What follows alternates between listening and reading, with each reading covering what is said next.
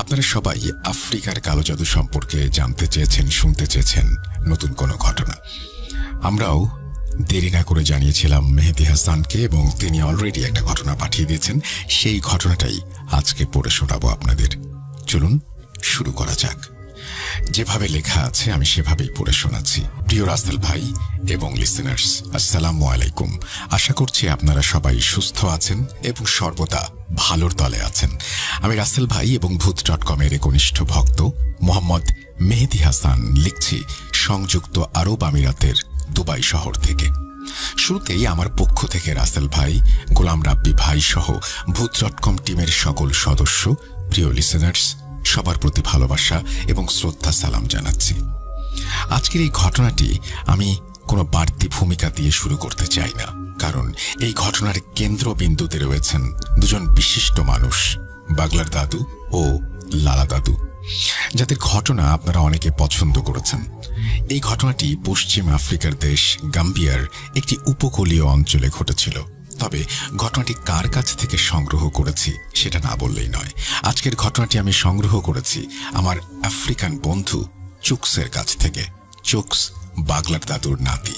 ঘটনাটা আমি যেভাবে শুনেছি ঠিক সেভাবেই সাজিয়ে আপনাদের সামনে উপস্থাপন করার চেষ্টা করছি। রাত তখন গভীর। আকাশে চাঁদ থাকলেও তার আলো যেন ঘরের ত্রিসীমানায় আসতে সাহস পাচ্ছে না। চারিদিকে কেবল অশুভ শক্তির চাপা শব্দ। লিসার পিতৃগৃহে আসন পেতে বাগলার দাদু আর লালা দাদু যখন লিসাকে দেখলেন, তাদের অভিজ্ঞ চোখ এক পলকে বুঝে গেল এ কোনো সাধারণ রোগ নয়। লিসার উপরে ভয়ঙ্কর কালো জাদু করা হয়েছে। লিসার শরীর শুকিয়ে কাঠ হয়ে গিয়েছিল, সেই সাথে বাসা বেঁধেছিল বহু রোগ। কাল বিলম্ব না করে দুই বন্ধু মিলে প্রস্তুত হলেন গুরুত্বপূর্ণ আচারের জন্য। লিসাকে রাখা হলো মাঝখানে, আর তার চারপাশে টানা হলো গণ্ডি।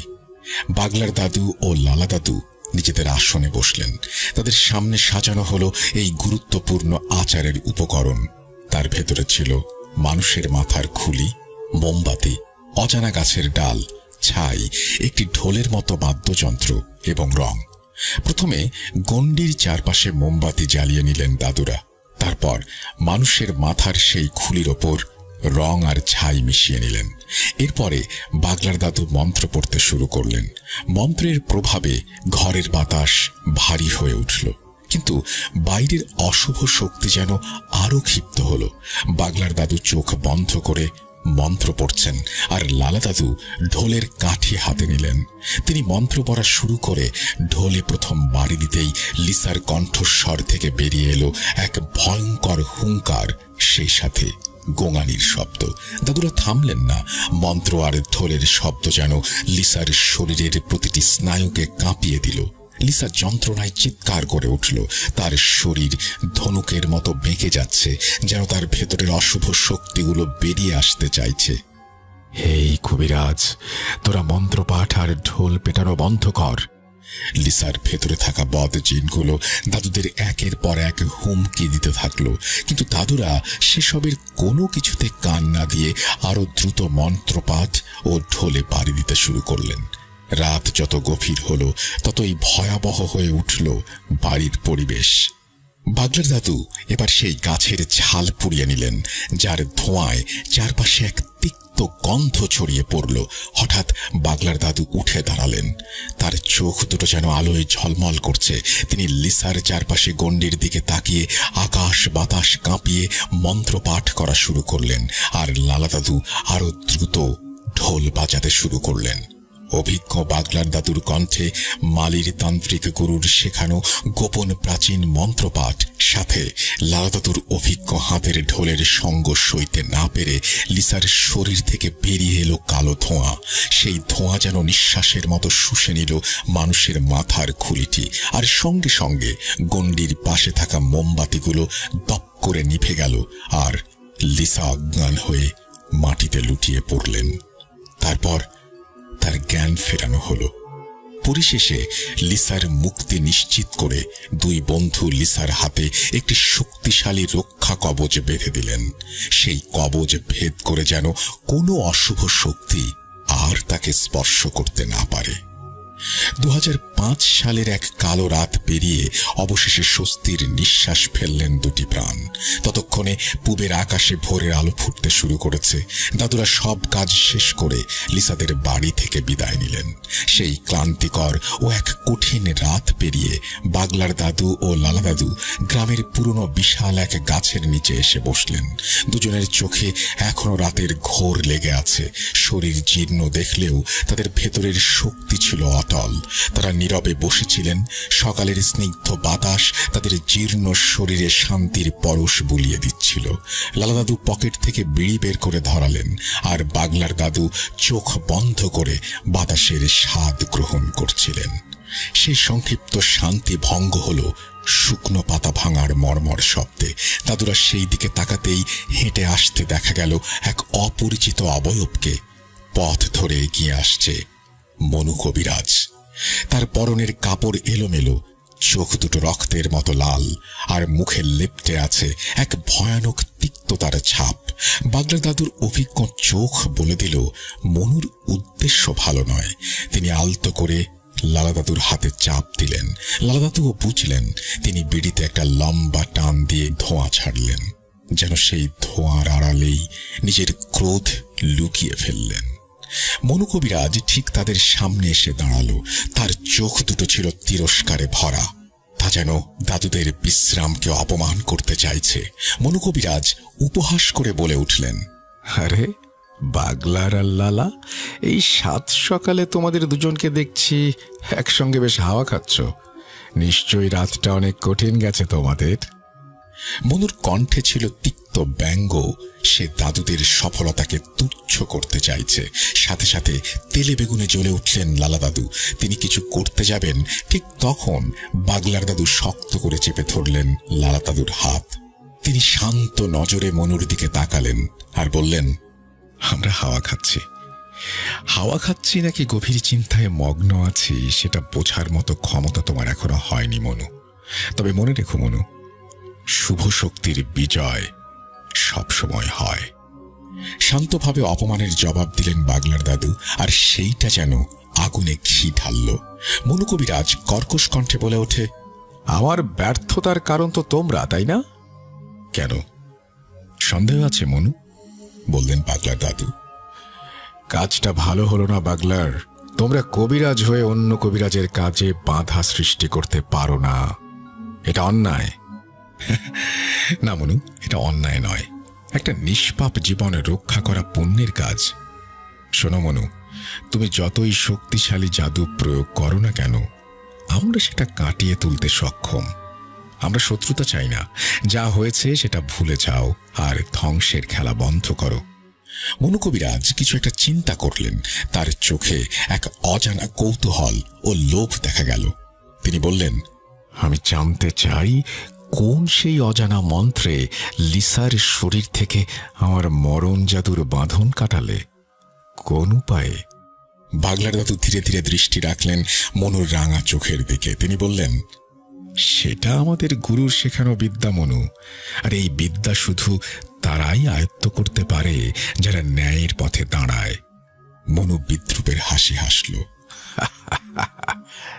ন্যায়? টাকা নিয়ে সমস্ত ন্যায় অন্যায় কেনা যায়। যাই হোক, আমি আপোষ চাই। বলো, তোমাদের কত দিতে হবে? কত হলে তোমরা আমার কাজে আর বাধা হয়ে দাঁড়াবে না? লালা দাদু আর নিজেকে ধরে রাখতে পারলেন না। তিনি উঠে দাঁড়িয়ে বিড়ির শেষ অংশটুকু মাটিতে ফেলে সেটি পা দিয়ে পিষে দিলেন। তারপর সজোরে এক চড় বসিয়ে দিলেন মনু কবিরাজের গায়ে। মনুর মুখটা বেঁকে গেল। অপ্রত্যাশিত এই আঘাতে মনু ভারসাম্য রাখতে পারল না। আর্তনাদ করে দুই পা পিছিয়ে গেল। তার চোখে মুখে তখন কেবল অপমান আর জ্বলন্ত ক্রোধের মিশ্রণ।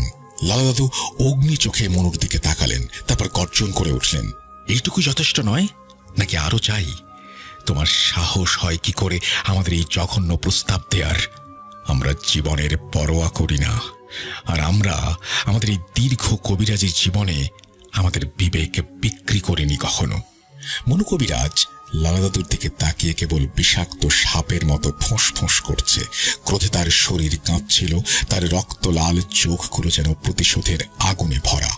এতক্ষণে পাগলার দাদু শান্তভাবে পরিস্থিতি পর্যবেক্ষণ করছিলেন, কিন্তু এবার আর লালা দাদুকে থামালেন না।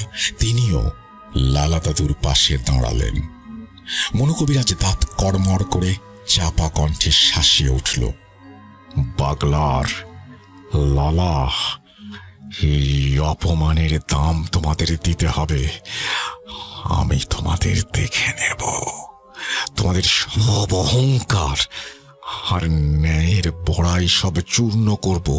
আমিও মনু কবিরাজ, জাদুবিদ্যায় কোনো অংশে কম না। লালা দাদু বললেন, আরে যাও, যা করার করো, কিন্তু মনু, তুমি ভুলে যেও না, তুমি সাপ হলে আমরা হলাম সাপুড়ে। আমরা যদি একবার খেলার মাঠে নেমে যাই তাহলে তোমার পতন অনিবার্য। গোল না করে আমরা উঠব না। মনু আর এক মুহূর্ত সেখানে দাঁড়ালো না। অপমান আর লজ্জায় সে দ্রুত চলে গেল। মনু চলে যাওয়ার পরে লালা ও বাগলার দাদু কিছুটা শান্ত হয়ে সেখানে নীরবে বসে থাকলেন আরো কিছুক্ষণ। সকালের স্নিগ্ধ বাতাস আবার বইতে শুরু করলেও পরিবেশের শান্তি যেন চুরমার হয়ে গিয়েছিল। বাগলার দাদুর চোখে ছিল গভীর দুশ্চিন্তার ছাপ। লালা দাদু তার বন্ধুর দিকে তাকালেন। চিন্তা করিস না বাগলার, ও শুধু ফাঁকা আওয়াজ ছাড়ছে। বাগলার দাদু দীর্ঘশ্বাস ফেলে বললেন, না লালা, এবারের আওয়াজটা ফাঁকা নয়। মনুর চোখে যে প্রতিশোধের আগুন দেখলাম, ও এবার এমন কিছু করবে যা আমাদের ধারণার বাইরে। ওর অহংকার আর লোভ ওকে পাগল করে তুলেছে।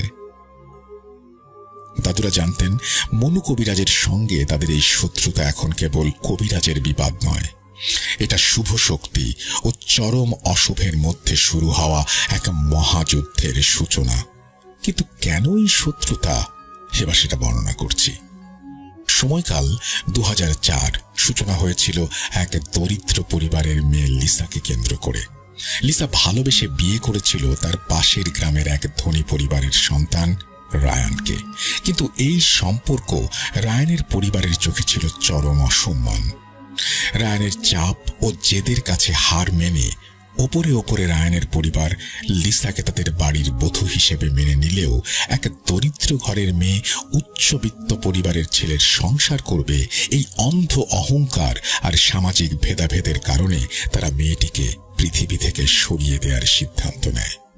তারা বেছে নেয় শয়তানি পথ, কালো জাদুর আশ্রয়। তাদের গ্রামের কুখ্যাত কালো জাদুকর মণি কবিরাজকে বিশাল অঙ্কের টাকার বিনিময়ে তারা চুক্তিবদ্ধ করে।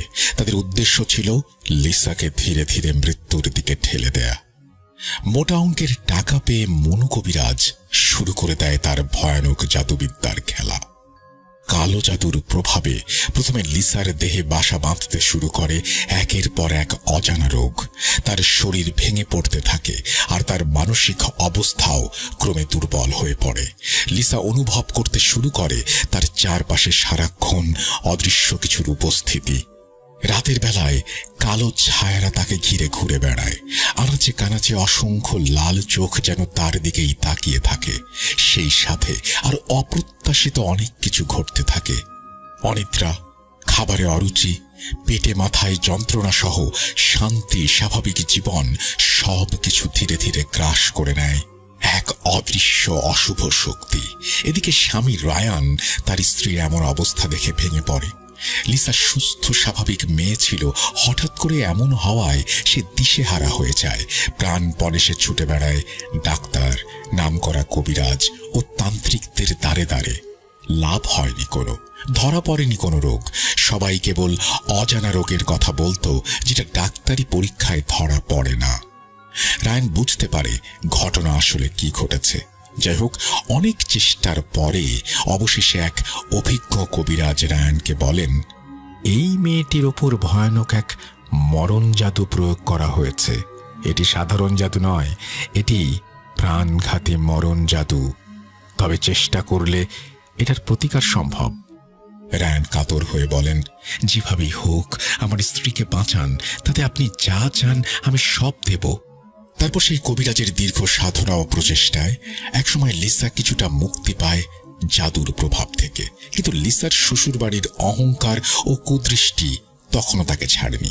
কিছুদিনের মধ্যেই আরেকবার নতুন করে কালো জাদু করা হয়। এইবার আরো ভয়ঙ্কর, আরো অমানবিক।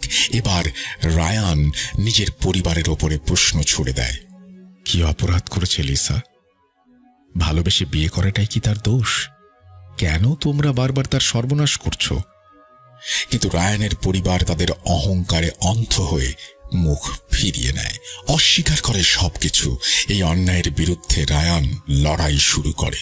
একদিকে তার নিজের পরিবার, অন্যদিকে তার প্রিয় স্ত্রী। কি করবে ভেবে দিশেহারা হয়ে যায় ছেলেটা। অবশেষে স্ত্রীর জীবন বাঁচাতে সে বাড়ি ছেড়ে চলে আসে।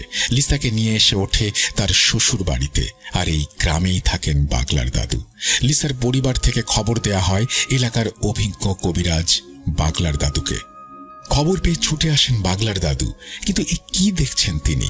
লিসা তখন যেন এক জীবন্ত কঙ্কাল, কেবল মায়া ও ভয় মেশানো এক অভয়ব। বাগলা দাদু তার অভিজ্ঞ চোখ বুলিয়ে চারপাশের অশুভ শক্তির ছায়া অনুভব করেন। কাল বিলম্ব না করে তিনি তার দুঃখের সাথী ও বাল্যবন্ধু প্রিয় লালা দাদুকে খবর দেন। তারপর দিনের ভেতরে সবকিছুর ব্যবস্থা করে সেই রাতেই লিসার জাদু কাটানোর উপায় শুরু করে দেন। তারপরের ঘটনা আপনারা প্রথমেই শুনেছেন। এই ঘটনার প্রায় 6 মাস পরের এক সন্ধ্যার ঘটনা। সেদিন বাগলার দাদুর বারান্দায় দুজন বন্ধু মুখোমুখি বসলেন। সেখানে তখনকার মতো কোনো মন্ত্র বা জাদুকরি প্রস্তুতির ঝামেলা ছিল না। শুধু বাগলার দাদুর ঐতিহ্যের প্রতীক খোদাই করা বিশাল আফ্রিকার পুরনো কাঠের ছককাঠি বের করা হলো, যা প্রজন্ম ধরে এই আফ্রিকান প্রবীণ কবিরাজরা গভীর আলোচনা ও মনস্থির করার প্রতীক হিসেবে ব্যবহার করে আসছেন। হুক্কার জল ভরে তাতে তামাক দেয়া হলো। লাদাদু নলটি হাতে তুলে নিলেন। একটা লম্বা টান দিতেই হুক্কার জল ছলছল শব্দ করে উঠল। আর সেই সাথে ধোঁয়ার মেঘ বারান্দার আলো আঁধারিতে ছড়িয়ে পড়ল।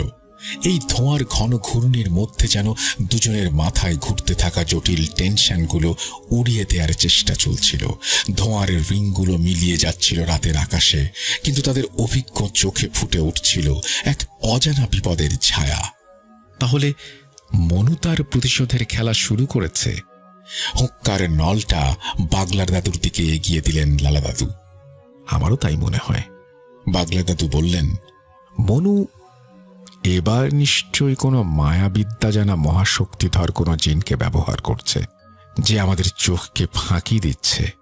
লালা দাদু বললেন, আমারও তাই মনে হয়। এই চালটা মনুর, কিন্তু কে সেই জিন? এই রহস্য উন্মোচনে যত দেরি হবে ততই আমাদের বিপদ। তখনই বাগলার দাদু হুক্কার নল ফেলে তামাকের আগুন নিভিয়ে দৃঢ় প্রত্যয় নিয়ে উঠে দাঁড়ালেন। তাহলে আর এক মুহূর্ত অপেক্ষা নয়, আমাদের এখনই ডাকতে হবে সেই মুখবির জিনকে।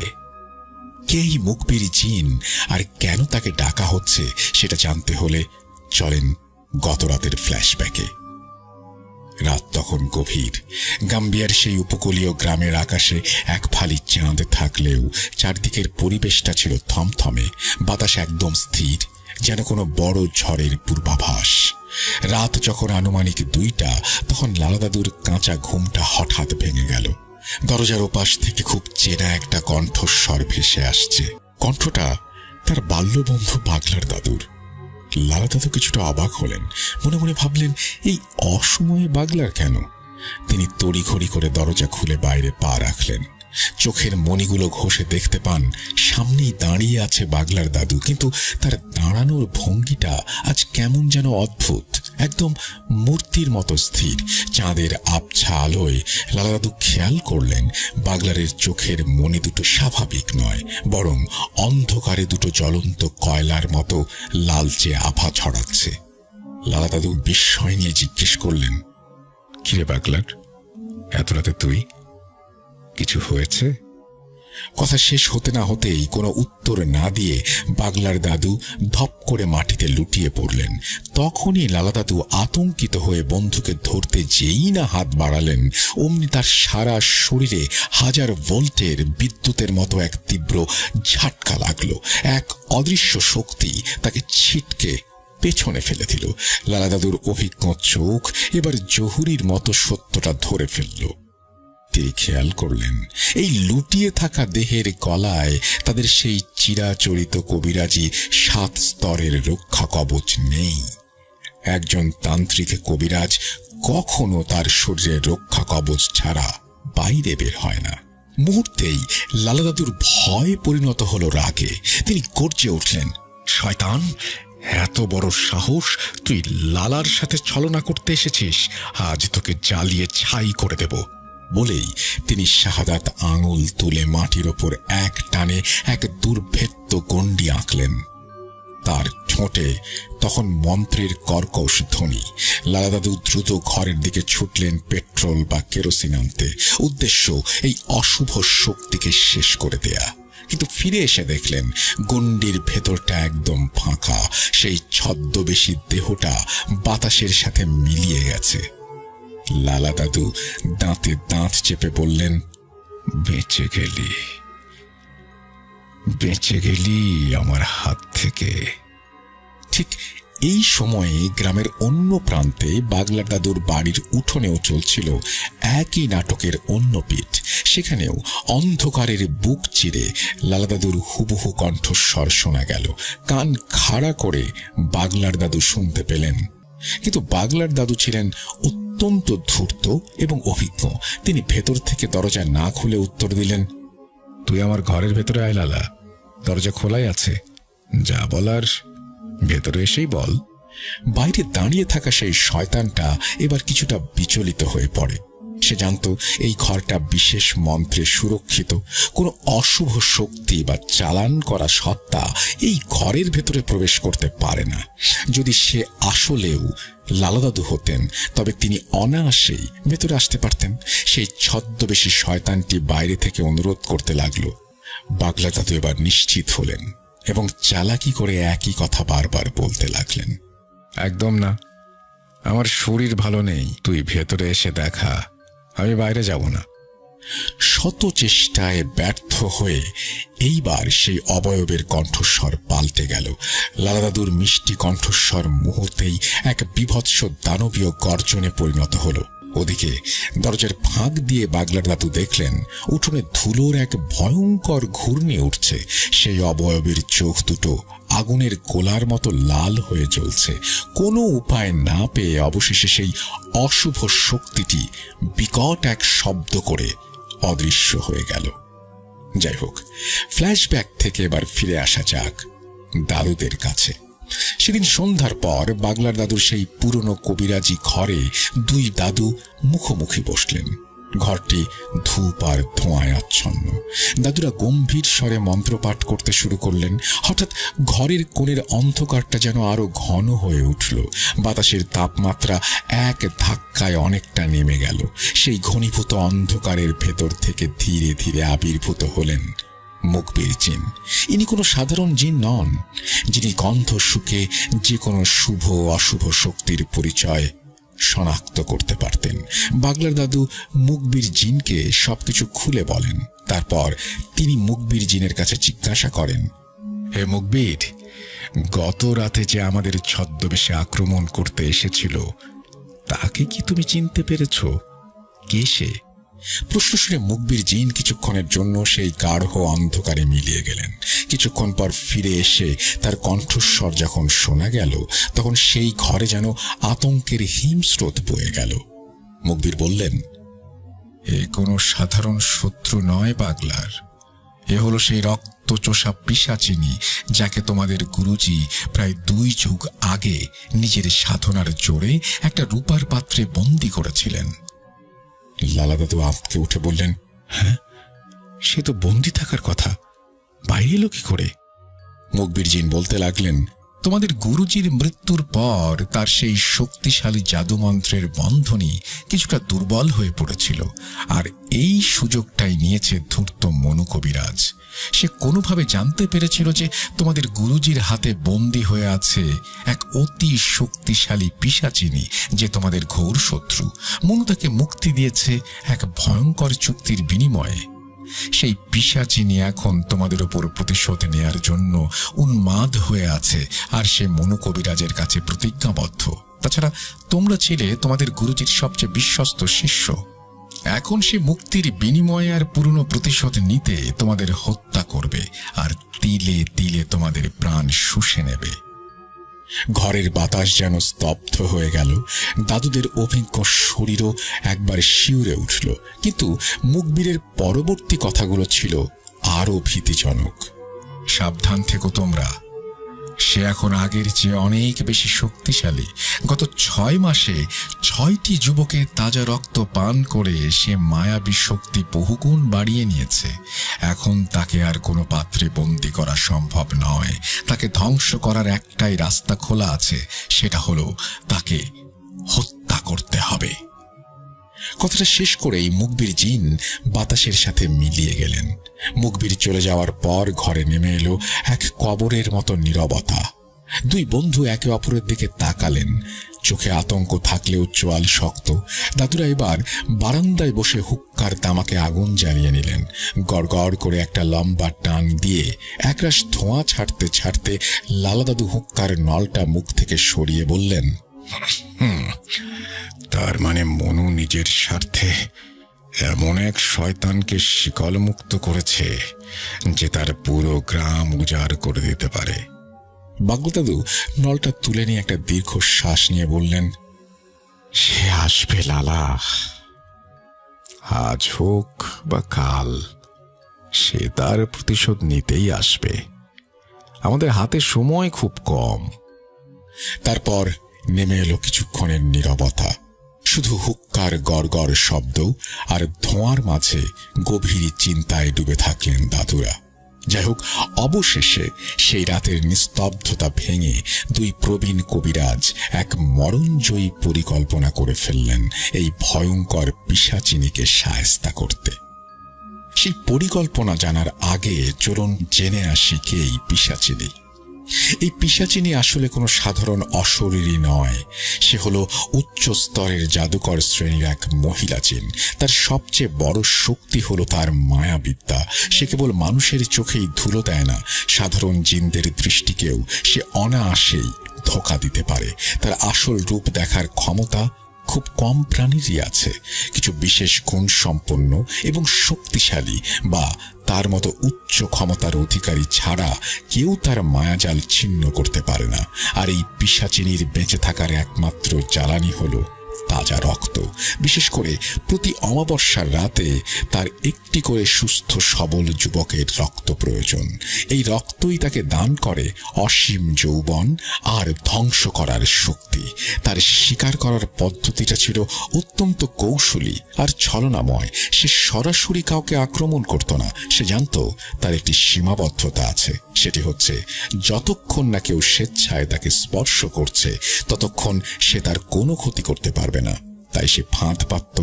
শিকারে বেরিয়ে সে প্রথমে কোনো যুবককে টার্গেট করত, তারপর সেই যুবকের কোনো অতি পরিচিত মানুষের রূপ ধরে তার সামনে হাজির হতো। যুবকের খুব কাছে গিয়ে সে হঠাৎ করে জ্ঞান হারানোর ভান করে মাটিতে লুটিয়ে পড়ত।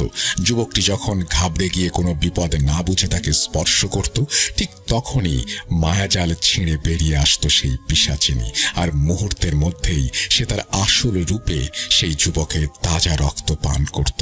তারপর প্রাণহীন দেহটা পড়ে থাকতো নিথর হয়ে। যাই হোক, বাগলার দাদুর আজ স্পষ্ট মনে পড়ছে সেই সময়ের কথা।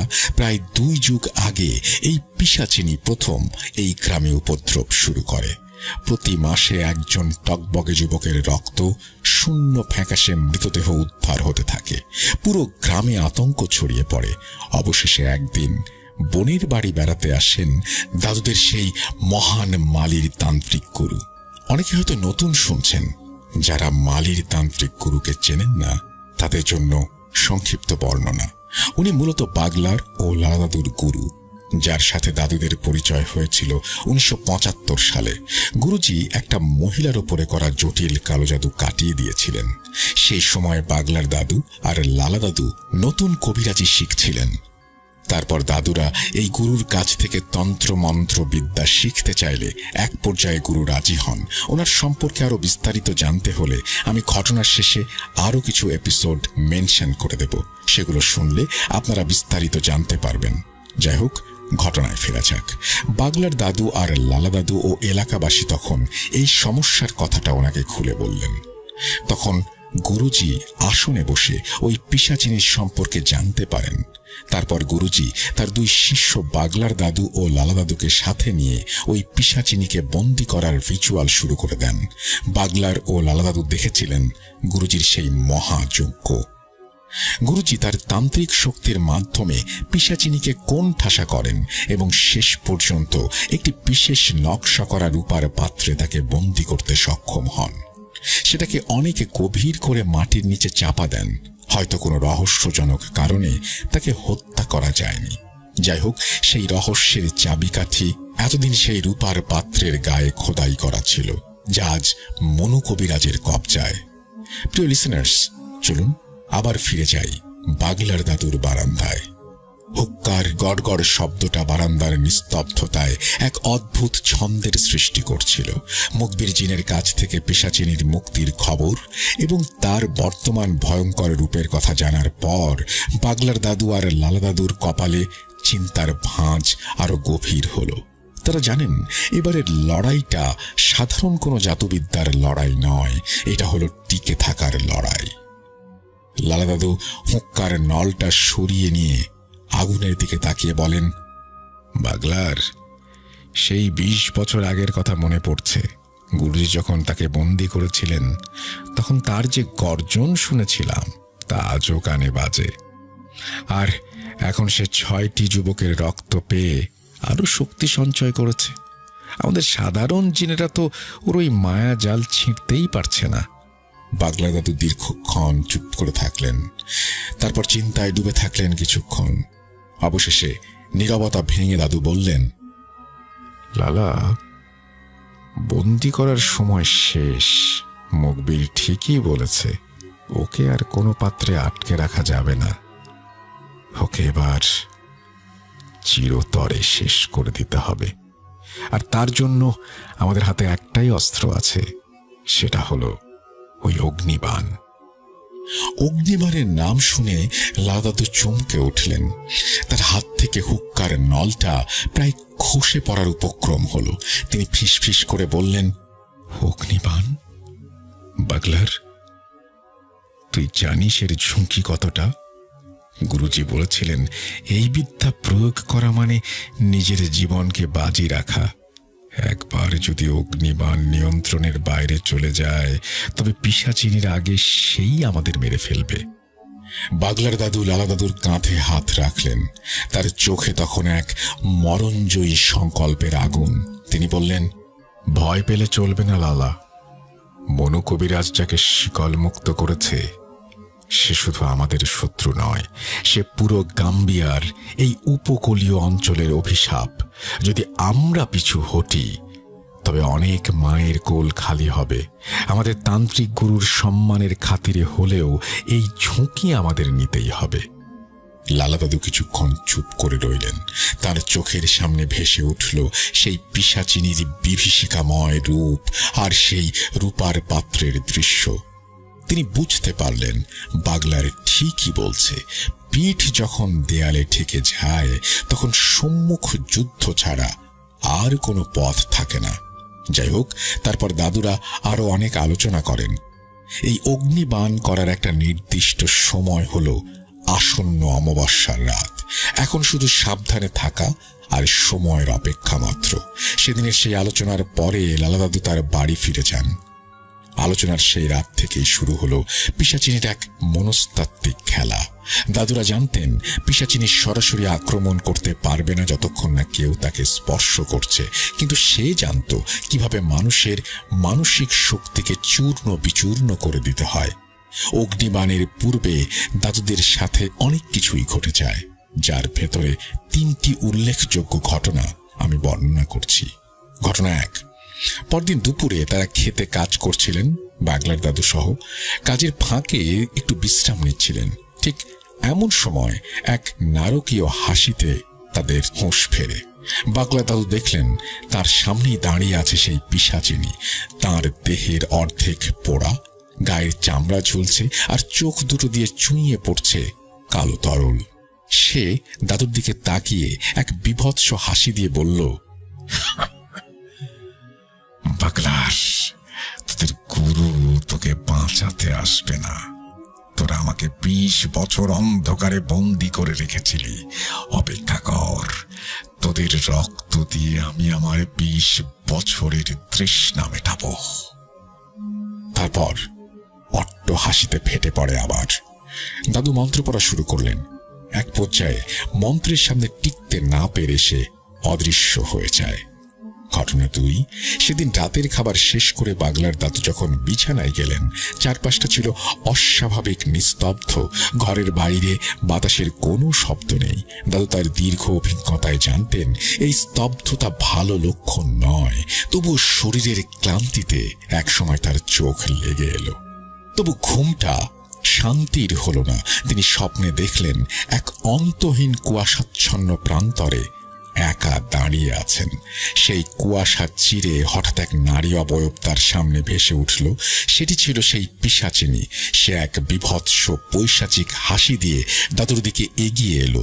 তার কণ্ঠস্বর যেন কোনো এক গভীর কুয়ো থেকে উঠে আসছে। প্রতিটা শব্দে এক হাড় কাঁপানো অনুভূতি। সে গর্জে উঠে বলল, বাগলার, তুই কি ভেবেছিস মন্ত্র পড়ে ক্লান্ত শরীর নিয়ে আরামে ঘুমাবি?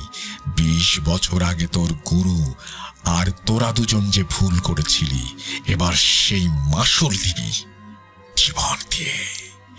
তোদের ওই 7 স্তরের রক্ষা কবচ আমি চূর্ণ বিচূর্ণ করে দেব। অপেক্ষা কর, আগামী অমাবস্যায় আমি আর একটা যুবকের রক্ত পান করে আরো শক্তিশালী হয়ে যাব। সে কিছুক্ষণ থামল। তারপর তার বিভৎস মুখ থেকে হিম শীতল দীর্ঘশ্বাস বেরিয়ে এলো।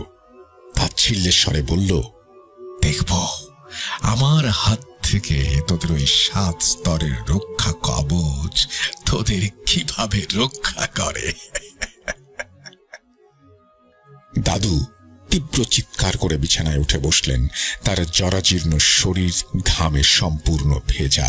টেনে টেনে দীর্ঘশ্বাস নিতে নিতে তিনি একবার নিজের গলায় হাত বুলিয়ে নিশ্চিত হলেন যে 7 স্তরের রক্ষা কবচটি যথাস্থানে আছে এবং তিনি সুরক্ষিত। কিছুক্ষণ পর কিছুটা স্বাভাবিক হয়ে তিনি বিড়বিড় করে বললেন, না না, এই শয়তানকে এবার চিরতরে নরকেই পাঠাতে হবে। ও শুধু গ্রামের মানুষের রক্তই নয়, আমার রাতের ঘুমটাও কেড়ে নিয়েছে। ঘটনা 3, অমাবস্যার রাত ঘনিয়ে আসছে। সেই স্বপ্নের পরে আরেক দিন। সারাদিনের হাড় ভাঙা খাটুনির পরে বাগলার দাদু সেদিন একটু দেরি করেই নদীর ঘাটে গিয়েছিলেন গোসল করতে। সন্ধ্যা তখন সবে গড়িয়েছে। পূব আকাশে কালচে মেঘের আড়ালে আলো আঁধারির খেলা চলছে। নদীর ঘাটটা তখন একদম জনশূন্য। দাদু নদীতে নেমে একটা ডুব দিলেন। ঠান্ডা পানিতে মাথা ভেজাতেই যেন কিছুটা স্বস্তি পেলেন। কিন্তু দ্বিতীয় ডুব দিয়ে যখন ভেসে উঠলেন, তখনই তার অভিজ্ঞ স্নায়ু বিপদের সংকেত দিল। দাদু দেখলেন তার হাত থেকে মাত্র 3 হাত দূরে পানির উপর ভেসে আছে এক বিভৎস মাথা। ভেজা চুলগুলো কালচে সাপের মতো কিলবিল করছে। এটা সেই পিশাচিনী। তার মুখের অর্ধেকটা যেন পচে খসে পড়েছে, আর বাকি অর্ধেকটা মরা মানুষের মতো ফ্যাঁকাশে। তার চোখ দুটো আগুনের গোলার মতো দাউ দাউ করে জ্বলছে দাদুর দিকে তাকিয়ে। পিশাচিনী এবার আর কোনো কথা বলল না। সে পানির ওপর দিয়ে ভেসে দাদুর দিকে এগিয়ে আসতে লাগলো। দাদু কাল বিলম্ব না করে তড়িঘড়ি তীরের দিকে পিছিয়ে এলেন। পিশাচিনী এক বিকট অট্টহাসি দিল, যে শব্দে নদীর ওপারের জঙ্গল থেকে কয়েকটা রাত চোরা পাখি চিৎকার করে আকাশের ডানা মেলল। সে কর্কশ শব্দ। জল বা স্থল বাগলার তোদের নিস্তার নেই।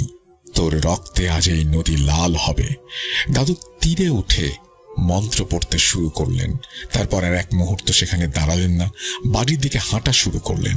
পেছনে ফেলে এলেন সেই পৈশাচিক চিৎকার, যা বাতাস চিরে দাদুর কানে হুল ফোটাচ্ছিল। তাছাড়া আরো অসংখ্য ছোটখাটো ঘটনা 2 দাদুর সঙ্গে প্রতিনিয়ত ঘটতে লাগলো, যার অনেক কিছু জানা সম্ভব হয়নি। এবার এই ঘটনার চূড়ান্ত অগ্নিবাণ পর্বটি বর্ণনা করছি। অমাবস্যার অন্ধকার রাত। গাম্বিয়ার সেই উপকূলীয় গ্রামের আকাশ জুড়ে নেমে এলো কালো অন্ধকার।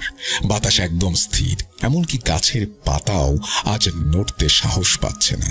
বাঁচা মরার এই চূড়ান্ত সাধনায় প্রয়োজনীয় সমস্ত উপাচার দাদুদের দিনের আলোতেই গুছিয়ে রেখেছিলেন তারা। বাগলা দাদুর উঠোনের ঠিক মাঝখানে আজ শোভা পাচ্ছে একটি প্রকাণ্ড লোহার ব্যারেল। ব্যারেলের পেটে যত্ন করে সাজানো শুকনো কাঠ আর কেরোসিন। বাগলার দাদু আগুনের শিখা ছুঁয়ে দিতেই হু হু করে জ্বলে উঠল লেলিহান শিখা। সেই আগুনের রক্তিম আলোয় যখন চারপাশ উদ্ভাসিত হলো, তখন দৃশ্যমান হলো দুই বন্ধুর ভয়ঙ্কর রূপ। বাগলা দাদু ও লালা দাদু আজ সাধারণ কোনো মানুষ নন, তারা আবির্ভূত হয়েছেন প্রচণ্ড রণমূর্তিতে। সাদা ও কালোর সংমিশ্রণে মুখে আঁকা হয়েছে বিচিত্র সব তান্ত্রিক নকশা, যা অন্ধকারের মাঝেও তাদের অবয়বকে অতি প্রাকৃত করে তুলেছে। গলায় দুলছে হাড়ের মালা, কোমরে পশুর চামড়া, যেন কোনো আদিম অরণ্য থেকে উঠে আসা প্রাচীন আফ্রিকান যোদ্ধা। তখন মনে হচ্ছিল স্বয়ং মৃত্যুর দূত বুঝি আজ নেমে এসেছেন এই পৈশাচিক শক্তির হিসাব মেটাতে। আগুন যখন চরচর করে বাড়ছে, বাগলার দাদু তখন হাতে তুলে নিলেন সেই নাম না জানা অদ্ভুত পাখিটি, যেটি এই সমস্যার সমাধানে বিশেষ উপকরণ। দাদুরা মন্ত্র পড়তে শুরু করলেন। কিছুক্ষণ মন্ত্র পড়ার পরে বাগলার দাদু ধারালো ছুরি দিয়ে পাখিটির গলা কেটে ফেললেন। টকবগে গরম রক্ত যখন ব্যারেলের জ্বলন্ত আগুনে গিয়ে পড়ল, সাথে সাথে আগুনের রং বদলে গিয়ে রক্তের মতো টকটকে হয়ে গেল। হঠাৎ সেই আগুনের শিখা যেন আকাশ ছুঁতে চাইল, আর সেই আগুনের কুণ্ডলীর ভেতর ধীরে ধীরে বেরিয়ে এলো এক বিশাল আগুনের মূর্তি। তিনি সেই অগ্নিজিন। তার চোখ দিয়ে আগুনের লাভা বের হচ্ছে। কেন আমাকে ডেকেছিস তোরা? তোদের কত বড় সাহস, সামান্য আগুনের শিখায় আমাকে বন্দি করতে চাস?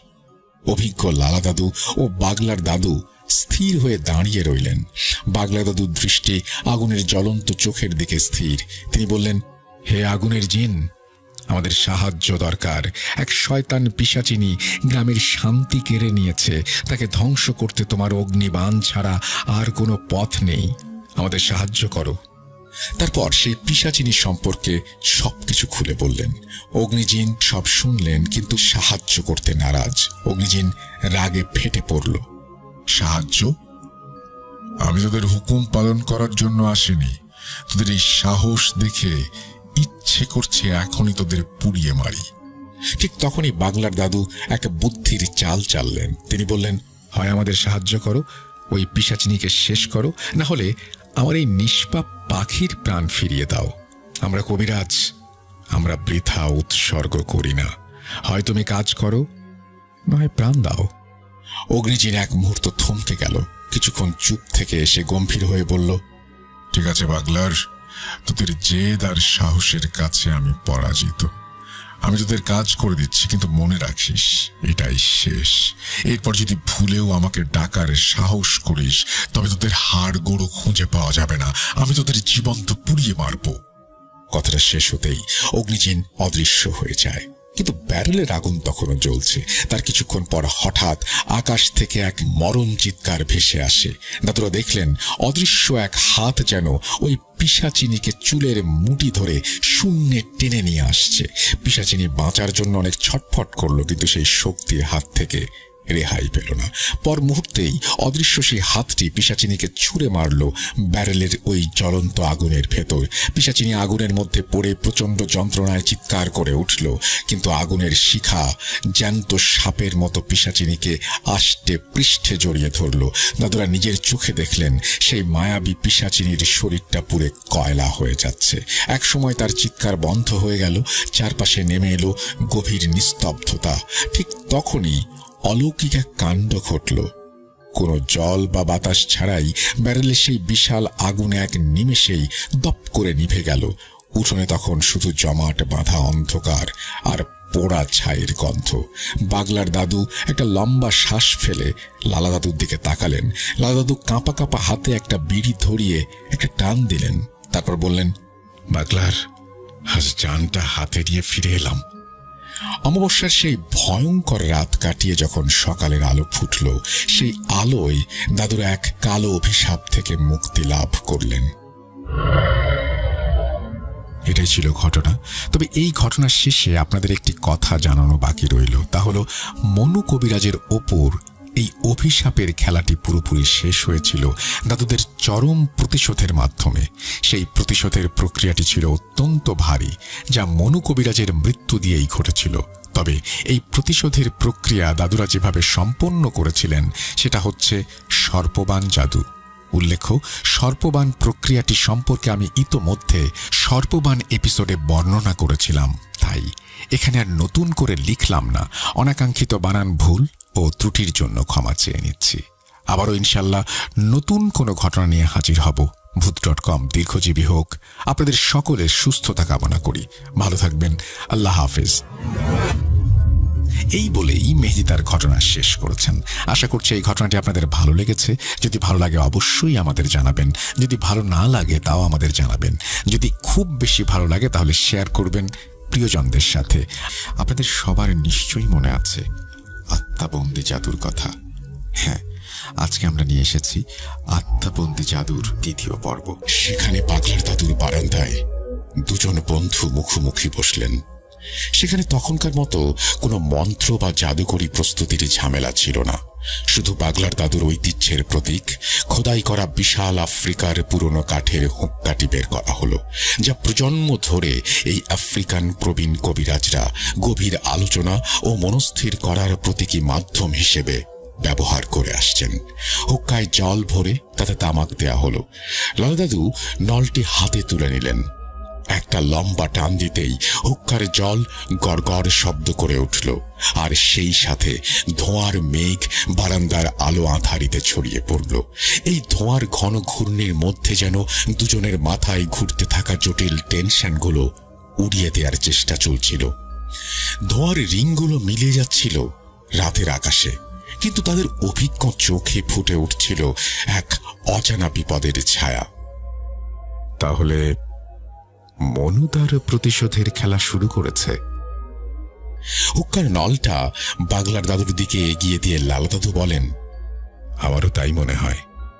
পাগলার দাদু বললেন, মনু এবার নিশ্চয়ই কোনো মায়াবিদ্যা জানা মহাশক্তিধর জিনকে ব্যবহার করছে, যে আমাদের চোখকে ফাঁকি দিচ্ছে।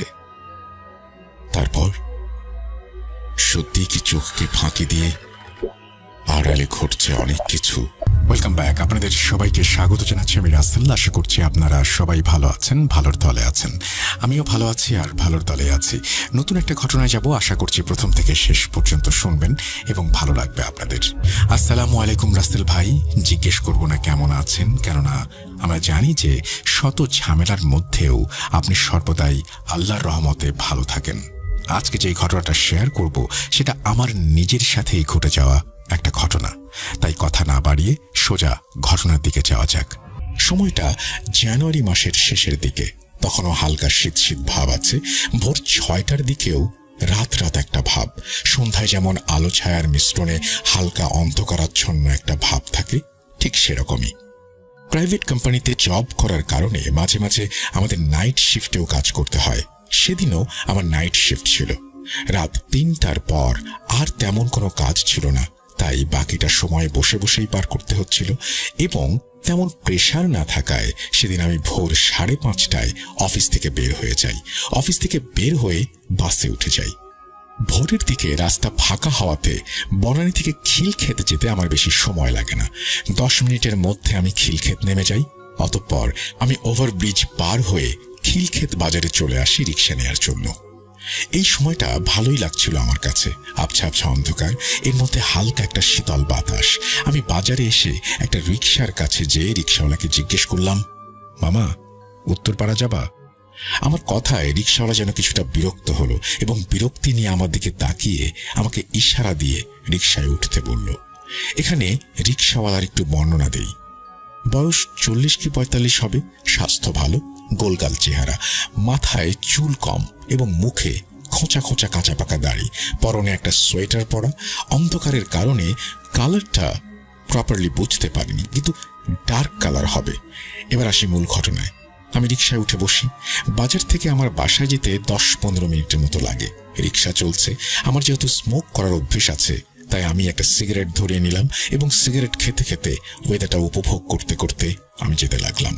সিগারেট শেষ হতে হতে আমার বাসার সামনে চলে আসলাম।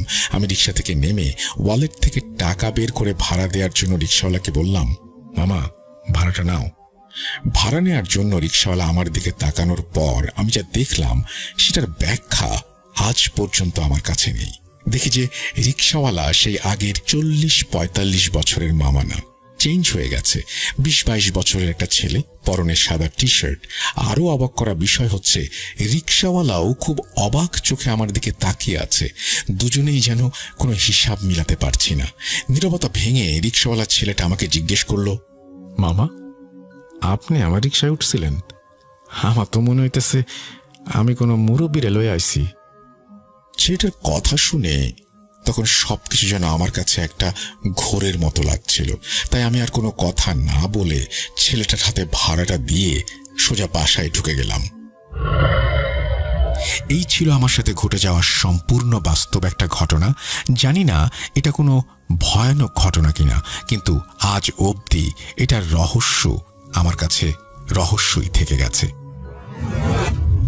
আমি চাই আমার ঘটনাটি আপনি পড়ে শোনান এবং আশা করি আপনি সবসময় ভালো থাকবেন। সকল লিসেনারদের যেন আল্লাহ ভালো রাখেন। ভূত.com-এর প্রতি রইল শুভকামনা। আসসালামু আলাইকুম। তারপরে তিনি তার নাম লিখেছেন আজমির হোসেন বিশাল। থ্যাংক ইউ সো মাচ আপনাকে এই ঘটনাটি পাঠানোর জন্য। আশা করছি যারা শুনলেন তাদেরও এই ঘটনাটি ভালো লেগেছে। আমরা চলে যাব আমাদের পরবর্তী ঘটনায়। চলুন আমরা চলে যাই আমাদের পরবর্তী ঘটনায়। Welcome back. আপনাদের সবাইকে স্বাগত জানাচ্ছি আমি রাসেল। আশা করছি আপনারা সবাই ভালো আছেন, ভালোর দলে আছেন। আমিও ভালো আছি আর ভালোর দলে আছি। আমি অনেক দিন ধরে চাচ্ছিলাম বাংলাদেশের বিভিন্ন প্রান্তে থাকবে ভূত.com-এর স্টুডিও, এবং সেখানে যারা ঘটনা শেয়ার করতে চান তারা আসবেন, ঘটনা শেয়ার করবেন। কাজটা সহজ নয়, কিন্তু এখন একটু একটু করে আমরা সেদিকেই এগিয়ে যেতে চাই। আমাদের 10 মিলিয়নের যাত্রা শুরু হয়েছে এবং আমরা চেষ্টা করব আরো দারুণ দারুণ সবকিছু আপনাদের উপহার দিতে। আর সেই কারণেই বাংলাদেশের বিভিন্ন প্রান্তেই আমরা চেষ্টা করছি ছোটখাটো একটা স্টুডিও দেওয়ার, যেখানে আপনারা এসে আপনাদের ঘটনা শেয়ার করতে পারেন। এটাকে ঠিক স্টুডিও বলা যাবে কিনা জানি না, তবে হয়ে যাবে, এবারে কাজ চলে যাবে আর কি। তো যাই হোক, সাবিত সিফাত খুব ছোট করেই শুরু করেছেন সেরকম, এবং আরো অনেকেই করবেন। আমাদের ঢাকাতে স্টুডিও নিশ্চয়ই আপনারা জানেন আছে, এবং আমরা যদি অন্য অন্য শহরগুলো হয় সেই শহরগুলোতেও হয়তো স্টুডিও না পেলেও স্টুডিওর ব্যবস্থা করে নেব। কিন্তু আমরা চাই আপনারা আসুন, ঘটনা শেয়ার করুন। আপাতত আমাদের সাধ্যের মধ্যে যে জায়গাগুলো আছে সেই জায়গাগুলোর ঘটনা আমরা শেয়ার করছি আপনাদের সাথে। চলুন তেমনই একটা ঘটনা শুনে আসা যাক। আসসালামু আলাইকুম ডিয়ার লিসেনার্স, আশা করি সকলেই ভালো আছেন এবং সুস্থ আছেন। ভূত.com-এর ময়মনসিংহ স্টুডিও থেকে সকলকে আমন্ত্রণ জানাচ্ছি। আমি মোহাম্মদ সাবিত আলম। আমাদের সাথে স্টুডিওতে আজকে উপস্থিত আছেন একজন অতিথি, এবং আমরা সরাসরি কথা না বাড়িয়ে চলে যাব আমাদের অতিথির ঘটনায়।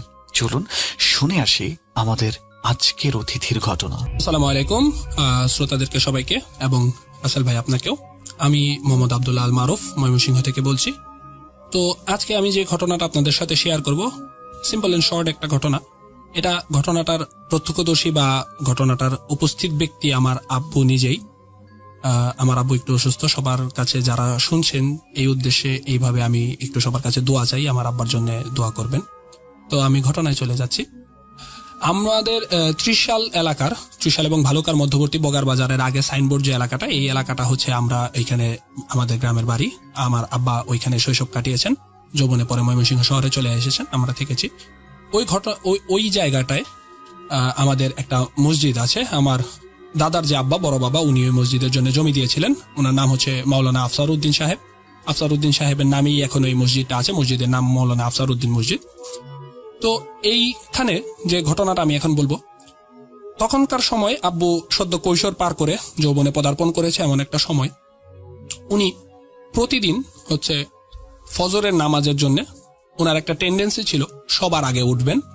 উঠে মসজিদের সাথেই ছিল খাল, তো ওই খালের মধ্যে হচ্ছে অজু করে উনি মসজিদের বারান্দায় দাঁড়ায় আজান দিতেন। আজান দিয়ে উনি ফজরের নামাজ আদায় করতেন। এর মধ্যে যদি দাদা উঠে চলে আসতেন তাহলে জামাতের সাথে আদায় করতো, বা যারাই আসতো মুসল্লি নামাজ আদায় করতো। তারপরে যার যার মতো গিয়ে শুয়ে পড়তো। আর যদি কখনো কেউ উঠতে লেট হতো তাহলে তারা তাদের মতো সেপারেটলি এসে নামাজ পড়তো, কিন্তু আজানের কাজটা আব্বু করে আব্বু নিজেই নামাজ পড়ে চলে আসতেন। তখন হচ্ছে বেতনভুক্ত ইমামের সময়টা ওইখানে ছিল না, বা ওইখানে উপস্থিত নিয়মের ভিতরে ছিল না। তো এখানে একটু ঘটনা আমি যুক্ত না করলে হচ্ছে না। আমার বড় বাবা মাওলানা আফসার উদ্দিন সাহেব আধ্যাত্মিক জগতের অনেক একটু পাওয়ারফুল লোক ছিলেন বলা যায়। উনি অনেক চিকিৎসা রুকিয়া করতে পারতেন। এবং আমার দাদা যে ছিলেন সরকারি চাকরিজীবী ছিলেন, প্রাইমারি স্কুলের শিক্ষক, তাজুল ইসলাম মাস্টার। তো দাদা জানো হচ্ছে এই ধরনের ঝাড়ফুঁক বা রুকিয়া যাই বলে, জিন জাতি দিয়ে কাজ করানো, এরকম কিছু উনি পারতেন। তো এটা এই লিগেসিটা পরে আর আমার বাবা চাচাদের মধ্যে থাকে নাই। এখন আমরা তো হচ্ছে পুরাই মডার্ন লাইফে অভ্যস্ত হয়ে গেছি, আমাদের ওইরকম কোনো নাই, কিছুই নাই এখন বলতে গেলে। তো আমি এখন যেটা বলতে চাচ্ছি, তো এমনই কোনো এক সকালে আব্বু উঠে দেখে যে ওই দিনটা একটু বেশি অন্ধকার। ওই দিন হচ্ছে আলো তেমন ভাবে ফোটেনি। তা আব্বু সন্দেহ করলো, মানে উনি মোটামুটি তখন তো অ্যালার্ম ক্লকের যুগ ছিল না, প্রযুক্তির কোনো টাচই ছিল না। তো উনি অনুমান করতে পারলেন কেন যেন যে না, ওয়াক্ত হয়ে গেছে, হয়তো বা আজকে বেলা উঠতে একটু লেট করতেছে, আলোটা একটু কম ফুটেছে। এখন যেটা বলার বিষয়, এটা হচ্ছে আব্বুরও আগে ওই বাড়িতে একটা লোক উঠতেন। এটা হচ্ছে আব্বুর এক চাচি সম্পর্কের লোক, চাচি আম্মা, আব্বুর চাচি আম্মা, মানে আমার হবেন দাদি। তো উনি সবার আগে উঠতেন। ওই মহিলা ওই টোটাল বাড়ির ভিতরে সবার আগে ঘুম থেকে উঠতেন। উঠে উনি শুকনো পাতা টাতা যেগুলো পড়েছে সারা রাতে, এইগুলো আলাদা করে রাস্তা পরিষ্কার করে রাখতেন, যাতে ওই বাড়ির পুরুষরা নামাজ পড়তে যেতে পারে। আর পাশাপাশি হচ্ছে উনার জ্বালানির জন্য কিছু পাতা টাতা সংগ্রহ হয়ে গেল এই উদ্দেশ্যে। তো যথারীতি আব্বু প্রায়ই নামাজ পড়তে গেলে উনাকে দেখতেন উনি পাতা কুড়াচ্ছেন। ওই দিনও দেখলেন অন্ধকার। তো ওই দিন উনি ভেবেছিলেন যে চাচি উঠবে না। তো উনি কাছে গেলেন, গিয়ে দেখলেন যে না, চাচি উঠেছেন, পাতা কুড়াচ্ছেন যথারীতি। তখন আব্বু ওনাকে সালাম দিয়ে প্রশ্ন করলেন যে আজকে তো আলোই ফুটে নাই, আমি ভাবছি আপনি উঠবেন না, আপনি উঠে গেছেন। তো সালামের উত্তর দেয় নাই, কোনো কথাও উনি বলেনি। না বললে আব্বু বিশেষভাবে খেয়াল করে নাই, শুধু একটা জিনিস খেয়াল করছে যে উনার শ্বাস যে শব্দটা আছে এটা যেন একটু বেশি ভারী, একটু হালকা গোঙানোর মতো শব্দ, এমন কোন শ্বাস চলছিল। তো এটা আব্বু বিশেষভাবে কোনো খেয়াল করেনি। খেয়াল না করে উনি যথারীতি খাল পাড়ে গিয়েছেন, উজু করেছেন, উঠে এসে নামাজ আজান দিয়েছেন, আজান দিয়ে ফজরের নামাজ পড়ে আবার যখন ব্যাক করে চলে যায় তখনও দিন অন্ধকারের মতোই। সাধারণত নামাজ পড়ে যাওয়ার সময় ততক্ষণে ভালো আলো ফুটে যায়। তো আব্বুর একটু সন্দেহ লাগলো, কি ব্যাপার, আজকে বেলা এখনো উঠতেছে না। তখন হচ্ছে উনি আবার চাচির পাশ দিয়ে যাওয়ার সময় উনি ওভাবেই পাতা করাচ্ছেন, ওভাবেই নুয়ে রয়েছেন, বড় ঘুমটা টানা। উনি আবার চাচিকে জিজ্ঞেস করলেন যে আজকে তো বেলাই উঠতেছে না, আর আপনি যাবেন না, আপনার শেষ হয় নাই? যথারীতি আবারও কোনো কথা হয় নাই। চাচি আব্বুর চাচি আর কি বড় করে শ্বাস নিচ্ছেন, ওইভাবে গভীর শ্বাস। তখন আব্বু বললেন না, আসলে আব্বু কিছু বলে নাই। আব্বু যথারীতি চলে এসছেন এবং ঘুমিয়ে পড়েছেন। আব্বুর ভাষ্য মতে আনুমানিক আধা ঘন্টা 1 ঘন্টা ঘুমানোরও পরে আমার দাদা আব্বুকে ওই দিন ডেকে তুলেছেন। আমার দাদা এসে বলছেন, এই সবসময় না তুই আগে উঠোস, আজকে তুই গেলি না নামাজে, আমরা নামাজ পড়ে চলে আসলাম, এখন বেলা হয়ে যাচ্ছে, তুই নামাজে যাস না, নামাজটা পড়ে আয়, পরে কাজা হয়ে যাবে। তা আব্বু তখন বলতেছে, আমি তো নামাজ পড়ছি। দাদা ভাবছে আব্বু স্বপ্নে দেখছেন, বলছে হ্যাঁ বুঝছি, নামাজ পড়ছো, যাও নামাজ পড়ে আসো। তখন যতক্ষণ ওই দিন বেলা হয়েছে, বেলা হলে আবার চাচির সাথে একই বাড়িতে থাকে, চাচির সাথে দেখা হয়েছে। ওনার চাচিকে জিজ্ঞেস করছেন যে আপনার যে সকালে আমি কথা বললাম, আমি নামাজে গেলাম, আপনি তো আমার সাথে কোনো রাও করলেন না। তখন চাচি বলতেছে, আমি তো আজকে উঠছি, আমি তো তোমারে পাইলাম না, তুমি তো আমার সাথে কথা বলো না, আমি তো তোমারে দেখলাম না। আব্বু বলতেছে যে না, আমি তো আপনার সাথে কথা বলছি। চাচি সম্পূর্ণ অস্বীকার করতেছে, না, তোমার সাথে আমার আজকে সকালে কোনো দেখাই হয় নাই। তখন আব্বু একটু ভয় পেয়ে গেছিল এবং ওনার প্রেশার টেশার হালকা বেড়ে গেছিল, তারপরেও ঠিক হয়ে গেছে। তো এরকম অশরীরী কোনো সমস্যা হতে থাকে আমাদের আশেপাশে, বা আমরা তো এটা অস্বীকার করলে চলবে না যে জিন যে থাকে জাতির আমাদের এই পাশে সহাবস্থান, তারা বিভিন্ন সময় বিভিন্ন রূপ ধারণ করে থাকেন। এমনই কিছু একটা হয়তো ওই দিন হয়ে গেছে, অমীমাংসিত রয়ে গেছে। ঘটনা বলার জন্য আমার আব্বা এখনো আছেন। আমি আবারও আমার আব্বার জন্য দোয়া চেয়ে ঘটনা এখানে শেষ করে দিচ্ছি। সবাই ভালো থাকবেন। আসসালামু আলাইকুম। থ্যাংক ইউ মারুফ, আপনাকে আবারও ধন্যবাদ জানাচ্ছি আমাদের সাথে আজকে ঘটনা শেয়ার করার জন্য। ধন্যবাদ সকলকে। আমি মোহাম্মদ সাবিত আলম স্টুডিও থেকে আজ আবার বিদায় নিচ্ছি। আসসালামু আলাইকুম। Welcome back. আপনাদের সবাইকে স্বাগত জানাচ্ছি আমি রাসেল। আশা করছি আপনারা সবাই ভালো আছেন এবং ভালোর দলে আছেন। আমিও ভালো আছি আর ভালোর দলে আছি।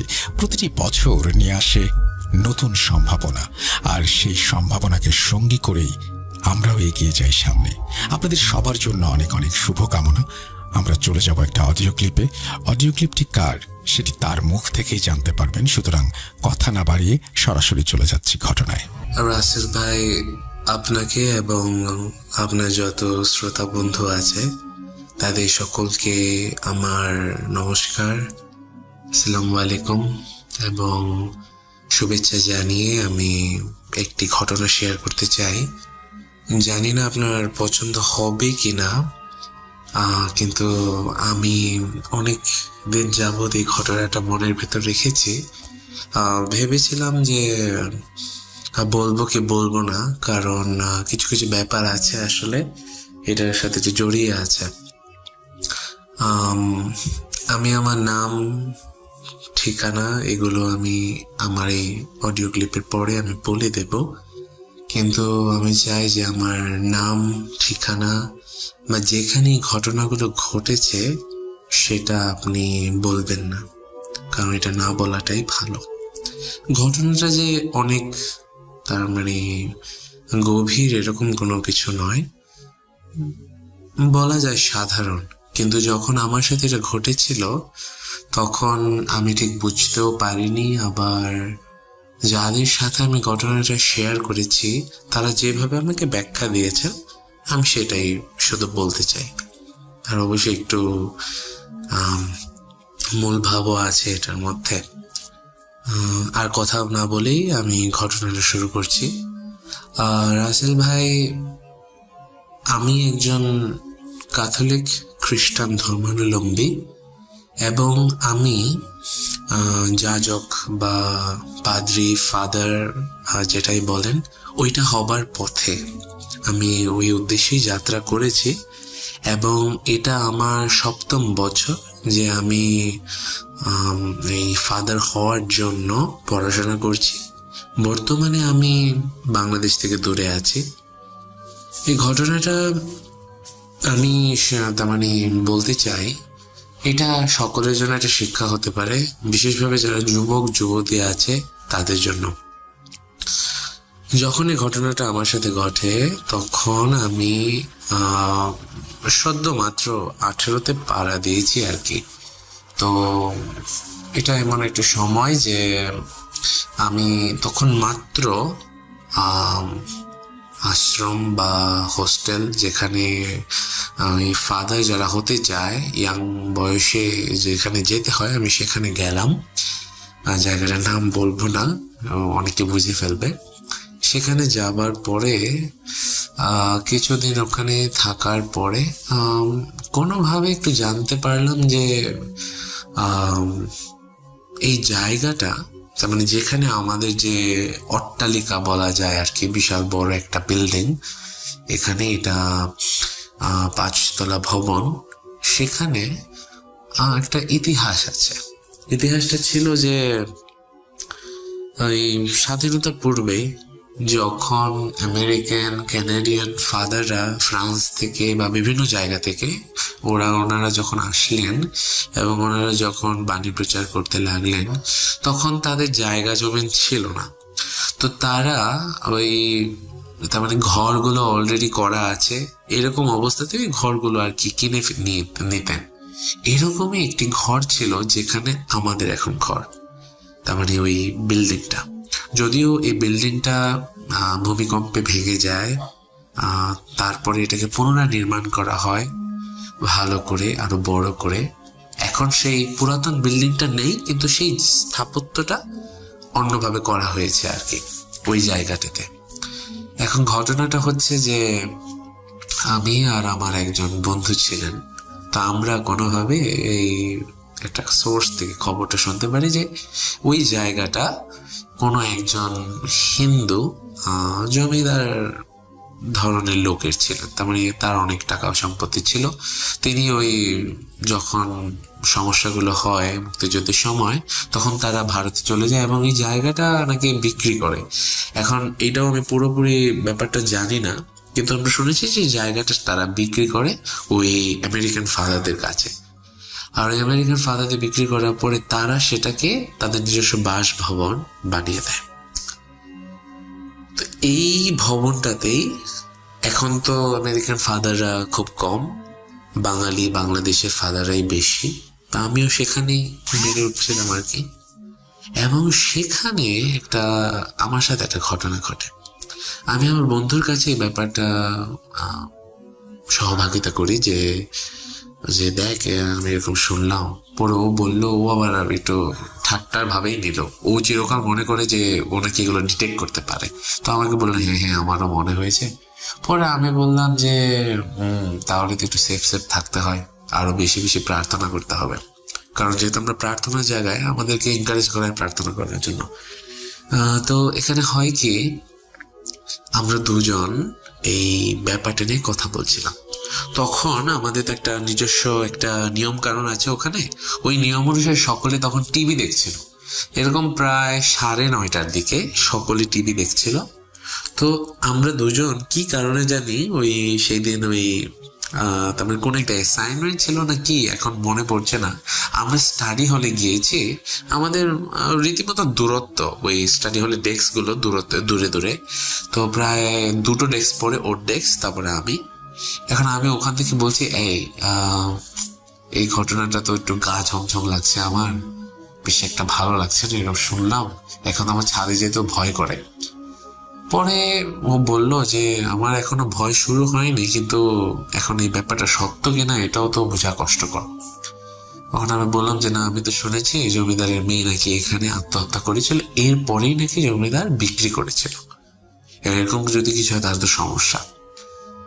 আমি জানি না আপনি বিশ্বাস করবেন কিনা, তখন শীতের দিন ছিল, জানালা দরজা রীতিমতো বন্ধ করা, দরজাগুলো ভিজিয়ে রাখা হয়, কোনো ফ্যান নেই, দেওয়ালে পেরেক ভালো করে আটানো আছে। এবং সেখানে আমরা যেটাকে তার মানে শ্রদ্ধা ভক্তির সাথে দেখি, একটা ক্রুশ, যেখানে ওই যিশু তার মানে ঝুলে আছে, ওরকম একটা ব্যাপার।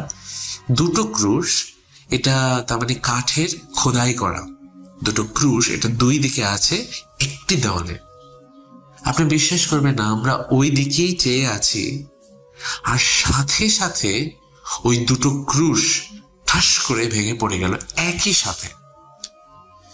আপনি বিশ্বাস করবেন না, আমরা সেখানে ছিলাম, আমরা দুজন দেখছি আশপাশ দিয়ে টিকটিকি আঘাত করলো কিনা, কিন্তু দেখলাম ওই পুরো দেওয়ালটা, ওখানে কোনো জায়গা নেই যেখানে টিকটিকি ঢুকে যাবে অন্য কোনো জায়গায়। দেওয়ালটা পুরো ফাঁকা, তার মানে এই পুরো দেওয়ালে আর কিচ্ছু নেই, শুধু 2টি ক্রুশ ঝুলেছিল। এই 2টো ক্রুশ একসাথে ভেঙে পড়ে গেল। এখন এইটা দেখে আমরা দুজন একজনের দিকে দেখে আমরা দুজন 2 দিকে দৌড় দেওয়া শুরু করলাম। দৌড় দেওয়া শুরু করার পরে আমরা দুজন আমাদের যেখানে আমাদের প্রার্থনার জায়গা, আমরা সেটাকে চ্যাপেল বলি, আর বাংলায় বলা হয় গির্জিকা, আমরা সেখানে ঢুকলাম।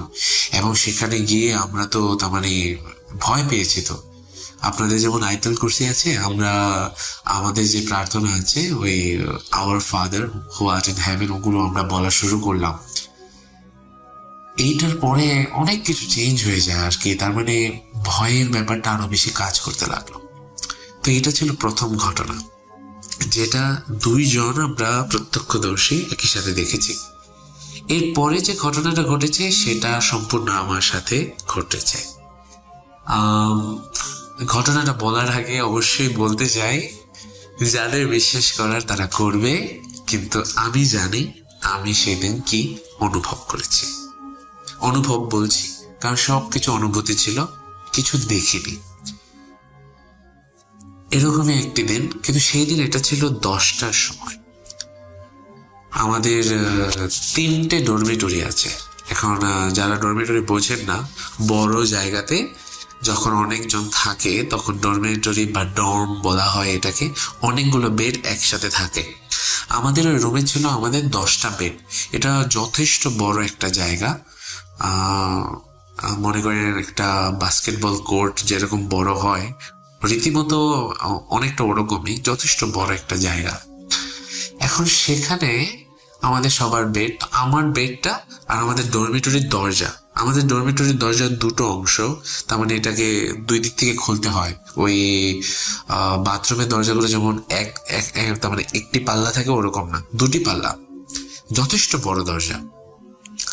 এখন এই দরজাটা আমি ঢুকলাম, আমি ঢুকে তখন ভিজিয়ে রেখেছি। এখন ভিজালেও আপনাকে ধাক্কা না দিলে দরজাটা খুলবে না, আশা করি বুঝতে পারছেন, ধাক্কা না দিলে দরজাটা খুলবে না। এখন আমি হাত মুখ ধুয়ে, আমাদের টয়লেটটাও অ্যাটাচ করা, টয়লেটের দরজাটা বন্ধ, টয়লেটেও একটা কাচের দরজা দেওয়া আছে থাই গ্লাসে, তো ওই দরজাটাও বন্ধ। আমি হাত মুখ ধুয়ে পা ধুয়ে সুন্দর বেডে চলে এসেছি, ওই মশারি টাঙিয়ে আমি বেডের ভেতরে। এখন আমি শুয়েছি। এখন আমাদের কিছু প্রার্থনার রিচুয়াল আছে যেগুলো করতে হয়, আমরা করি প্রার্থনা। তো আপনাদের যেমন তসবিহ আছে, আমাদের একটি প্রার্থনা হচ্ছে রোজারি প্রেয়ার, আমরা রোজারি প্রার্থনা মালা। তো আমি ওটা করা শুরু করলাম, আমি রোজই করি, তো আমি ওটাও করা শুরু করলাম।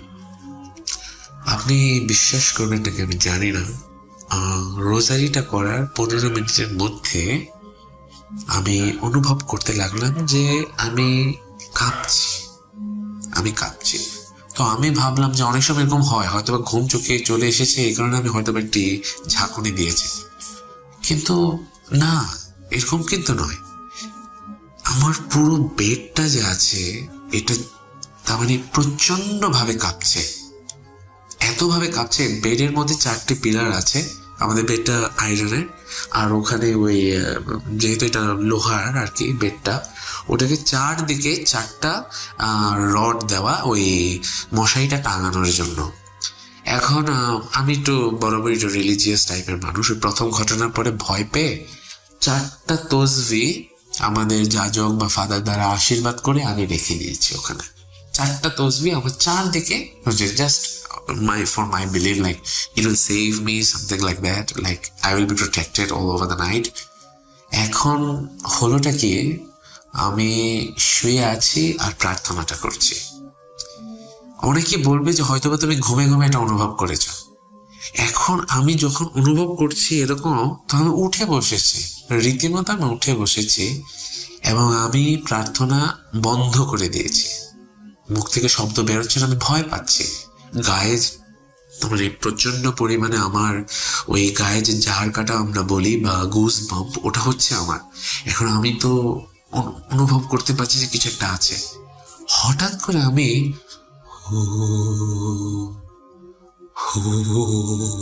বা গুঙানি, আমি জানি না, ভালো করে করতে পারলাম না, কিন্তু একটা গুঙানি শব্দ পাচ্ছি। এখন যখনই গুঙানি শব্দ পাচ্ছি, আমি এদিক ওদিক দেখছি। এখন যখন আমি এদিক ওদিক দেখছি, তখন আমার তো ভয় লেগে গেছে। এখন আমি লক্ষ্য করলাম যে আমি প্রার্থনা করে ছেড়ে দিয়েছি। তো আমি জোরে তার মানে আমার যে তসবিহটা আছে, তসবির মধ্যে যে প্রার্থনা থাকে, আমি জোরে করতে লাগলাম, হে আমাদের স্বর্গস্থ পিতাও, এই দিয়ে শুরু করলাম। তার মানে আমাদের বাংলাদেশ যেটা আওয়ার ফাদার প্রেয়ারটা আমি জোরে করতে লাগলাম। আর ওই আরেকটা প্রেয়ার আছে, ওইটা আমি জোরে করতে লাগলাম। আপনি বিশ্বাস করবেন, আমার বেড আরো ঝাঁকা শুরু হলো। এখন আমি উঠে বসেছি, রীতিমতো আমি একটা আসন করে বসে আছি এবং আমার বেডটা হচ্ছে, এবং বেডটা এত কাঁপছে। আমার ওই বেডের চারদিকে যে পিলার গুলো আছে রডের, ওইটার পিলারের আংটার মধ্যে যে রোজারি গুলো লাগানো আছে, এটা পড়ে গেল, রীতিমতো এগুলো পড়ে গেল, এত ঝাঁকি হচ্ছে। আর এটা পড়ার পরে আমি বুঝতে পারছি আশপাশ দিয়ে এরকম হালকা বাতাস যাচ্ছে, হালকা বাতাস হচ্ছে, আর হুহুটা এখনো চলছে। এখন বেডটা এরকম ভাবে কাঁপা শুরু হলো। আমি উঠার জন্য আমি চেষ্টা করলাম, আমার বেড এত কাঁপছে, মশারির খুঁটগুলো খুলে গেছে, আমি যে গুজিয়ে রেখেছিলাম এগুলো খুলে গেছে, এতটা ঝেঁকেছে। এবং আমি প্রার্থনা করছি, এদিক ওদিক দেখছি, আমি এমন ভাবে কাঁপছি, আমি জানি না কি হলো, আমার হাত থেকে আমার যেটা পার্সোনাল যে একটা তসবিহ আছে বা রোজারি মালাটা আছে, এটা হাত থেকে পড়ে গেল। এবং এটা হাত থেকে পড়ে যাওয়ার পরে আমার তো ভয় আরো বেশি হওয়া শুরু হয়ে গেল। আমার হাত থেকে যখন আমার রোজারি মালাটা পড়ে গেল, এইবার আমি বুঝলাম যে কিছু তো একটা আছে। হাত থেকে পড়ে গেল, আমি প্রচন্ড ভয় পাচ্ছি। তারপর আমি সাহস করে আমি প্রথমে কি করলাম, আমাদের দরজার কাছেই আমাদের ওই সুইচ বোর্ড গুলো থাকে, আমি সোজা গিয়ে প্রথমে লাইট জ্বালালাম, রুমের যতগুলো লাইট আছে সব জ্বালালাম। বেড এতক্ষণে এটা চুপ হয়ে গেছে, আমি যে বেড থেকে নেমেছি এটা চুপ হয়ে গেছে। আমি লাইট জ্বালালাম এবং যে মেইন দরজাটা আছে, শুধুমাত্র একটা এক্সিট ডোর আছে, এই exit door also I just closed it. After closing it, এখন কি হলো, এটাকে বন্ধ করার পরে আমি ওই আমরা বলি হোলি ওয়াটার বা পবিত্র জল, যেটা একজন ফাদার আশীর্বাদ করেন, ওটা আমার কাছে ছিল। আমি সেইটা নিয়ে জোরে জোরে প্রার্থনা করতে করতে সমস্ত ঘরে আমি ছিটিয়ে দিলাম। বাথরুমে গেলাম, বাথরুমে আমি প্রত্যেকটা টয়লেট আমি ভালো করে দেখে রেখেছি কোনো কেউ ছিল কিনা, কারণ আমরা অনেক দুষ্ট, ওই বয়সে সবাই দুষ্ট থাকি। আর আমি অনেক জনকে ভয় দেখাতাম, ভাবলাম যে কেউ হয়তো আমাকে ভয় দেখাচ্ছে। আমি প্রত্যেকটা বেডের নিচে আমি সবকিছু আমি চেক করেছি, কিন্তু সেখানে কেউ ছিল না রাসেল ভাই, কেউ ছিল না। এখন এই ঘটনা কিভাবে হলো আমি কিচ্ছু জানি না, তার মানে কেন হলো আমার সাথে। আমি দরজাটা লাগিয়ে দিয়েছিলাম, তো কেউ বেরোতে পারেনি ওই টাইমে, এটা আমি একদম ভালো করে লক্ষ্য করে দেখেছি। এখন আপনারা হয়তো বা অনেক সময় এক্সরসিস্ট সম্পর্কে জানেন, তো আমাদের ঢাকায় আমাদের খ্রিস্টান ফাদারদের মধ্যে একজনকে এক্সরসিস্ট বানানো হয়, বা এক দুইজনকে যারা অনেক বেশি প্রার্থনাশীল থাকে তাদের এরকম দেখে তাদেরকে এক্সরসিস্ট বানানো হয়। আর আমার একজন খুবই পরিচিত একজন ব্যক্তি, কাছের মানুষ, যদিও তিনি গত হয়েছেন, তিনি মারা গেছেন, প্রভু তাকে স্বর্গে স্থান দিক, আমি তাকে এই ব্যাপারটা জানাই। এবং যখন আমি তাকে এই ব্যাপারটা জানাই, তিনি প্রথমে আমাকে কোনো অ্যান্সার দেননি, জাস্ট ঘটনাটা শুনলেন, পরে বললেন তুমি প্রার্থনা করো, কখনো প্রার্থনা ছেড়ে দিও না। পরে তিনি আমাকে এক সময়, আমি যখন একটু জোরাজোরি করলাম, তখন তিনি আমাকে বললেন যে দেখো, তুমি তো যুবক, আর শয়তান কখনো চায় না যে যুবকরা প্রভুর দিকে বা ঈশ্বরের দিকে চলে যাক। তো আমি তো প্রার্থনা করছিলাম, তাই এটা তো একদিক থেকে ভালো, শয়তান চায় না যে আমি এটা করি। এই কারণে শয়তান এই ঘটনাটা করেছে যাতে তুমি ভয় পাও। তুমি একটা জিনিস লক্ষ্য করো, তুমি যখন ভয় পাচ্ছিলে তখন তুমি প্রার্থনা করে ছেড়ে দিয়েছিলে, এইটাই শয়তান চেয়েছিল। তাই তুমি প্রার্থনা করবে এবং কখনো ভয় পাবে না। পরে আমাদের কিছু আশীর্বাদ বা দোয়া বা যাই বলেন, তিনি আমাকে ওগুলো আশীর্বাদ করেন এবং আমি বর্তমানে ভালো আছি। আমার সাথে আর এরকম কোনো কিছু ঘটেনি, যদিও আরেকটি ঘটনা আমার সাথে ঘটেছিল। যদি এই ঘটনাটা যদি সিলেক্টেড হয়, আপনি যদি আমাকে বলেন, আমি ওই ঘটনাটাও শেয়ার করব। একটি মেসেজ, ইয়াং ছেলেরা মেয়েরা অনেকে আছো, ভূতের গল্প শুনছো অনেক, এগুলো অনেকটা সত্যিকারের ব্যাপার। এগুলো আলো যখন আছে অন্ধকারও থাকে। আমি একজন ফাদার হব, তো এই ফাদার হওয়ার এসে তোমাদের বড় ভাই হিসেবে বা গাইড হিসেবে আমি শুধুমাত্র বলতে চাই, তোমাদের জীবনে প্রার্থনাকে জায়গা দিও। যদি জীবনে প্রার্থনা থাকে, তোমাদের নামাজ, তোমাদের দোয়া যাই করো, যদি এগুলো থাকে, তোমরা কখনো কোনো সমস্যায় পড়বে না। ঠিক আছে? আমি আমার ওই ঘটনা থেকে বুঝেছি যে কি হতে পারে এবং শয়তান, দিয়াবল যাই বলেন, এগুলো কিভাবে আপনাকে প্রভোক করবে, তার মানে ঈশ্বরের পথ থেকে চলে আসার জন্য। সকলে ভালো থাকুন, এই নিয়ে আমার ঘটনা আমি শেষ করছি। রাসেল ভাই, আপনাকে অনেক ধন্যবাদ, আপনি ভালো থাকবেন। আপনি আমার অনেক কাছের মানুষ, আমি মাঝে মধ্যে প্রার্থনার সময় আপনার কথা স্মরণ করি, কারণ আপনি যেহেতু এগুলো নিয়ে বলেন, অনেক সময় আমি জানি না আপনি জানেন কিনা, একজন ফাদার ছিলেন আর কি, ফাদার গাব্রিয়েল আমোর। যদি সার্চ করতে পারেন দেখেন, তিনি একজন ইটালিয়ান ফাদার, পুরোহিত ছিলেন। তিনি আমাদের চিফ এক্সরসিস্ট ছিলেন রোমে। তিনি একটা কথা বলেছেন, ইভেন আমরা যখন এই ডেভিলদের নামগুলো উচ্চারণ করি বা এই ধরনের কথাগুলো আমরা উচ্চারণ করি, তারা আমাদের আশেপাশে বিচরণ করে। তাই আমি আপনাকে সবসময় বলবো যে আপনি প্রার্থনা করবেন অবশ্যই, এবং আপনার যারা শুভাকাঙ্ক্ষী আছে তাদেরকেও বলছি রাসেল ভাইয়ের জন্য প্রার্থনা করবেন। আমার ঘটনা শেষ করছি, সকলে ভালো থাকবেন। God bless all. খুদা হাফেজ। রাসেল ভাই, আপনাকে এবং আপনার যত শ্রোতা বন্ধু আছে তাদের সকলকে আমার নমস্কার, আসসালামু আলাইকুম এবং শুভেচ্ছা জানিয়ে আমি একটি ঘটনা শেয়ার করতে চাই। জানি না আপনার পছন্দ হবে কি না, কিন্তু আমি অনেক দিন যাবৎ এই ঘটনাটা মনের ভেতর রেখেছি। ভেবেছিলাম যে বলবো কি বলবো না, কারণ কিছু কিছু ব্যাপার আছে আসলে এটার সাথে যে জড়িয়ে আছে। আমি আমার নাম, ঠিকানা এগুলো আমি আমার এই অডিও ক্লিপের পরে আমি বলে দেব, কিন্তু আমি চাই যে আমার নাম, ঠিকানা বা যেখানে ঘটনাগুলো ঘটেছে সেটা আপনি বলবেন না, কারণ এটা না বলাটাই ভালো।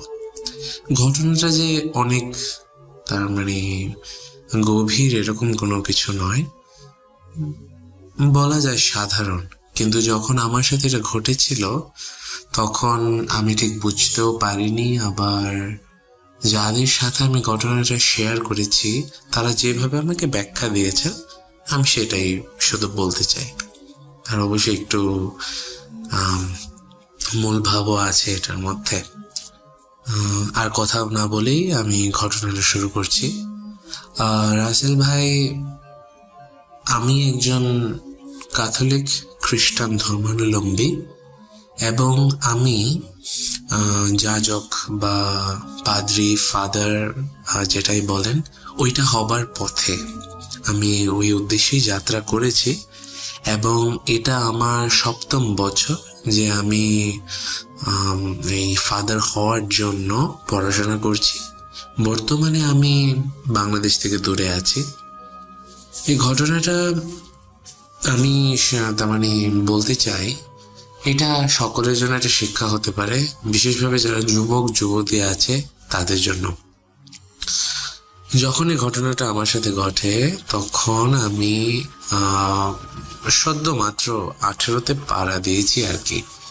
তো এটা এমন একটা সময় যে আমি তখন মাত্র আশ্রম বা হোস্টেল, যেখানে ওই ফাদার যারা হতে চায় ইয়াং বয়সে যেখানে যেতে হয়, আমি সেখানে গেলাম। জায়গাটার নাম বলবো না, অনেকে বুঝে ফেলবে। সেখানে যাবার পরে কিছুদিন ওখানে থাকার পরে কোনোভাবে একটু জানতে পারলাম যে এই জায়গাটা, তার মানে যেখানে আমাদের যে অট্টালিকা বলা যায় আর কি, বিশাল বড় একটা বিল্ডিং, এখানে এটা 5 তলা ভবন, সেখানে একটা ইতিহাস আছে। ইতিহাসটা ছিল যে ওই স্বাধীনতার পূর্বে যখন আমেরিকান ক্যানাডিয়ান ফাদাররা ফ্রান্স থেকে বা বিভিন্ন জায়গা থেকে ওনারা যখন আসলেন এবং ওনারা যখন বাণী প্রচার করতে লাগলেন, তখন তাদের জায়গা জমি ছিল না। তো তারা ওই তার মানে ঘরগুলো অলরেডি করা আছে, এরকম অবস্থাতে ঘরগুলো আর কি কিনে নিতেন। এরকমই একটি ঘর ছিল যেখানে আমাদের এখন ঘর, তার মানে ওই বিল্ডিংটা। যদিও এই বিল্ডিংটা ভূমিকম্পে ভেঙে যায়, তারপরে এটাকে পুনরায় নির্মাণ করা হয় ভালো করে, আরো বড় করে। এখন সেই পুরাতন বিল্ডিংটা নেই, কিন্তু সেই স্থাপত্যটা অন্যভাবে করা হয়েছে আর কি ওই জায়গাটাতে। এখন ঘটনাটা হচ্ছে যে আমি আর আমার একজন বন্ধু ছিলেন, তা আমরা কোনোভাবে এই একটা সোর্স থেকে খবরটা শুনতে পারি যে ওই জায়গাটা কোনো একজন হিন্দু জমিদার ধরনের লোকের ছিলেন, তার মানে তার অনেক টাকা সম্পত্তি ছিল। তিনি ওই যখন সমস্যাগুলো হয় মুক্তিযুদ্ধের সময়, তখন তারা ভারতে চলে যায় এবং এই জায়গাটা নাকি বিক্রি করে। এখন এটাও আমি পুরোপুরি ব্যাপারটা জানি না, কিন্তু আমরা শুনেছি যে জায়গাটা তারা বিক্রি করে ওই আমেরিকান ফাদারদের কাছে। আর ওই আমেরিকান ফাদারদের বিক্রি করার পরে তারা সেটাকে তাদের নিজস্ব বাসভবন বানিয়ে দেয়। তো এই ভবনটাতেই এখন তো আমেরিকান ফাদাররা খুব কম, বাংলাদেশের ফাদাররাই বেশি। তা আমিও সেখানেই বেড়ে উঠছিলাম আর কি। এবং সেখানে আমার সাথে একটা ঘটনা ঘটে। আমি আমার বন্ধুর কাছে এই ব্যাপারটা সহভাগিতা করি যে যে দেখ আমি এরকম শুনলাম। পরে ও বললো, ও আবার একটু ঠাট্টার ভাবেই নিল। ও চিরকাল মনে করে যে ও নাকি এগুলো ডিটেক্ট করতে পারে। তো আমাকে বললো হ্যাঁ হ্যাঁ আমারও মনে হয়েছে। পরে আমি বললাম যে তাহলে তো একটু সেফ থাকতে হয়, আরো বেশি বেশি প্রার্থনা করতে হবে, কারণ যেহেতু আমরা প্রার্থনার জায়গায়, আমাদেরকে এনকারেজ করায় প্রার্থনা করার জন্য। তো এখানে হয় কি, আমরা দুজন এই ব্যাপারটা নিয়ে কথা বলছিলাম। তখন আমাদের তো একটা নিজস্ব একটা নিয়ম কানুন আছে ওখানে। ওই নিয়ম অনুসারে সকলে তখন টিভি দেখছিল। এরকম প্রায় 9:30টার দিকে সকলে টিভি দেখছিল। তো আমরা দুজন কি কারণে জানি ওই সেই দিন ওই তারপরে কোন একটা অ্যাসাইনমেন্ট ছিল না কি, এখন মনে পড়ছে না, আমরা স্টাডি হলে গিয়েছি। আমাদের রীতিমতো দূরত্ব, ওই স্টাডি হলে ডেস্ক গুলো দূরে দূরে। তো প্রায় 2টো ডেস্ক পরে ওর ডেস্ক, তারপরে আমি। এখন আমি ওখান থেকে বলছি, এই ঘটনাটা তো একটু গা ঝমঝম লাগছে, আমার বেশি একটা ভালো লাগছে না এরকম শুনলাম, এখন আমার ছাদে যেতেও ভয় করে। পরে ও বলল যে আমার এখনো ভয় শুরু হয়নি, কিন্তু এখন এই ব্যাপারটা সত্য কিনা এটাও তো বোঝা কষ্টকর।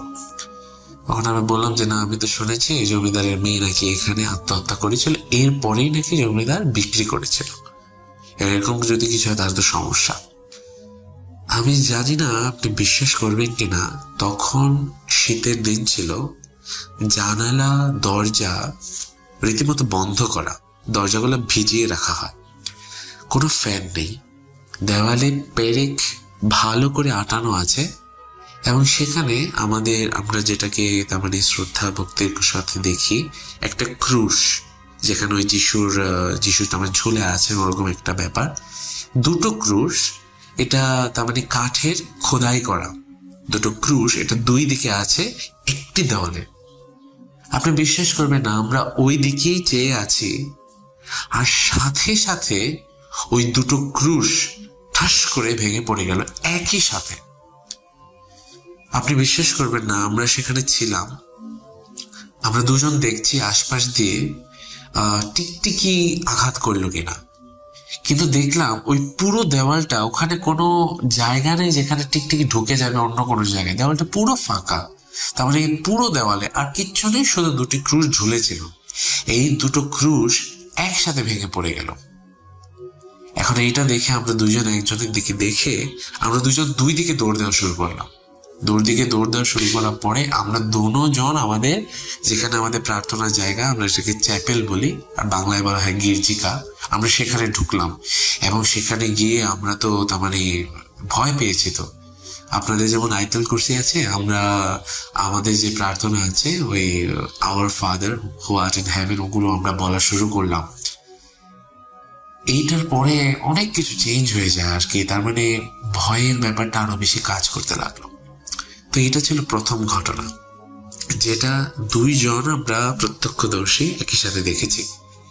এরপরে যে ঘটনাটা ঘটেছে সেটা সম্পূর্ণ আমার সাথে ঘটেছে। ঘটনাটা বলার আগে অবশ্যই বলতে চাই, যাদের বিশ্বাস করার তারা করবে, কিন্তু আমি জানি আমি সেদিন কি অনুভব করেছি। অনুভব বলছি কারণ সবকিছু অনুভূতি ছিল, কিছু দেখিনি। এরকমই একটি দিন, কিন্তু সেই দিন এটা ছিল 10টার সময়। আমাদের 3টে ডরমিটরি আছে। এখন যারা ডরমিটরি বোঝেন না, বড় জায়গাতে যখন অনেকজন থাকে তখন ডরমিটরি বা ডর্ম বলা হয় এটাকে, অনেকগুলো বেড একসাথে থাকে। আমাদের ওই রুমে ছিল আমাদের 10টা বেড। এটা যথেষ্ট বড় একটা জায়গা, মনে করেন একটা বাস্কেটবল কোর্ট যেরকম বড় হয়, রীতিমতো অনেকটা ওরকমই, যথেষ্ট বড় একটা জায়গা। এখন সেখানে আমাদের সবার বেড, আমার বেডটা আর আমাদের ডরমিটরির দরজা, আমাদের ডরমিটরির দরজার 2টো অংশ, তার মানে এটাকে 2 দিক থেকে খুলতে হয়। ওই বাথরুমের দরজাগুলো যেমন তার মানে একটি পাল্লা থাকে, ওরকম না, 2টি পাল্লা, যথেষ্ট বড় দরজা। এখন এই দরজাটা আমি ঢুকলাম, আমি ঢুকে তখন ভিজিয়ে রেখেছি। এখন ভিজালেও আপনাকে ধাক্কা না দিলে দরজাটা খুলবে না, আশা করি বুঝতে পারছেন, ধাক্কা না দিলে দরজাটা খুলবে না। এখন আমি হাত মুখ ধুয়ে, আমাদের টয়লেটটাও অ্যাটাচ করা, টয়লেটের দরজাটা বন্ধ, টয়লেটেও একটা কাচের দরজা দেওয়া আছে থাই গ্লাসের, তো ওই দরজাটাও বন্ধ। আমি হাত মুখ ধুয়ে পা ধুয়ে সুন্দর বেডে চলে এসেছি, ওই মশারি টাঙিয়ে আমি বেডের ভেতরে। এখন আমি শুয়েছি। এখন আমাদের কিছু প্রার্থনা রিচুয়াল আছে যেগুলো করতে হয়, আমরা করি প্রার্থনা। তো আপনাদের যেমন তসবি আছে, আমাদের একটি প্রার্থনা হচ্ছে রোজারি প্রেয়ার, আমরা রোজারি প্রার্থনা মালা। তো আমি ওটা করা শুরু করলাম, আমি রোজই করি, তো আমি ওটাও করা শুরু করলাম। আপনি বিশ্বাস করবেন নাকি আমি জানি না, রোজারিটা করার 15 মিনিটের মধ্যে আমি অনুভব করতে লাগলাম যে আমি কাঁপছি। তো আমি ভাবলাম যে অনেক সময় এরকম হয়, হয়তো ঘুম চোখে চলে এসেছে, এই কারণে আমি হয়তো একটি ঝাঁকুনি দিয়েছি, কিন্তু না, এরকম কিন্তু নয়। আমার পুরো বেডটা যে আছে এটা তার মানে প্রচন্ড ভাবে কাঁপছে, এতভাবে কাঁপছে। বেডের মধ্যে 4টে পিলার আছে, আমাদের বেডটা আয়রনের, আর ওখানে ওই যেহেতু এটা লোহার আর কি বেডটা, ওটাকে চারদিকে 4টা রড দেওয়া ওই মশারিটা টাঙানোর জন্য। এখন আমি একটু বরাবরই একটু রিলিজিয়াস টাইপের মানুষ। প্রথম ঘটনার পরে ভয় পেয়ে 4টা তসবি আমাদের যাজক বা ফাদার দ্বারা আশীর্বাদ করে আমি রেখে দিয়েছি ওখানে। 4টা তসবি আমার চারদিকে, just for my belief, like it will save me, something like that, like I will be protected all over the night. এখন হলোটা কি, আমি শুয়ে আছি আর প্রার্থনাটা করছি। অনেকে বলবে যে হয়তো বা তুমি ঘুমে এটা অনুভব করেছ। এখন আমি যখন অনুভব করছি এরকম, তো আমি উঠে বসেছি, রীতিমতো আমি উঠে বসেছি এবং আমি প্রার্থনা বন্ধ করে দিয়েছি। মুখ থেকে শব্দ বেরোচ্ছে না, আমি ভয় পাচ্ছি। গায়ে মানে প্রচন্ড পরিমাণে আমার ওই গায়ে যে জাহার কাটা আমরা বলি বা গুজ বাম্প, ওটা হচ্ছে আমার। এখন আমি তো অনুভব করতে পারছি যে কিছু একটা আছে। হঠাৎ করে আমি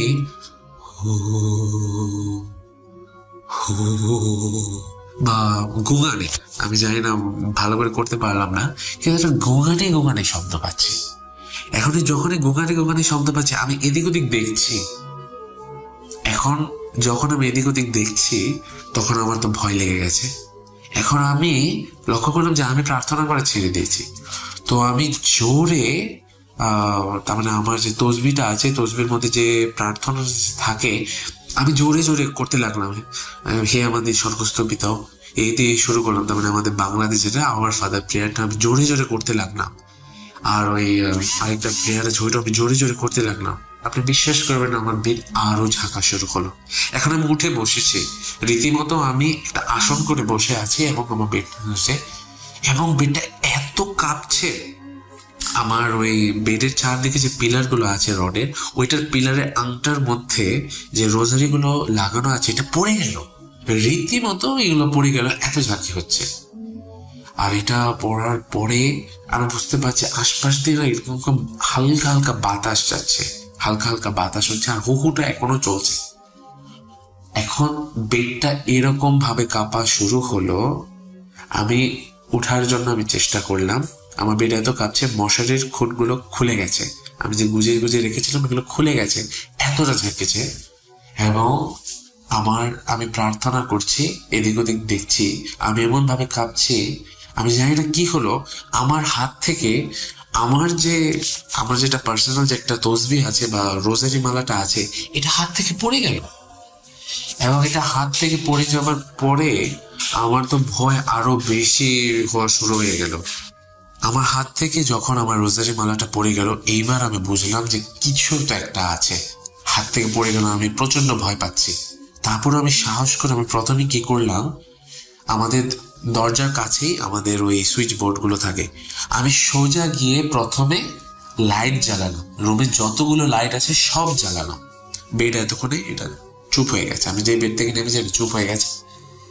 আমি লাইট জ্বালালাম এবং যে মেইন দরজাটা আছে, শুধুমাত্র একটা এক্সিট ডোর আছে, এই exit door also I just closed it.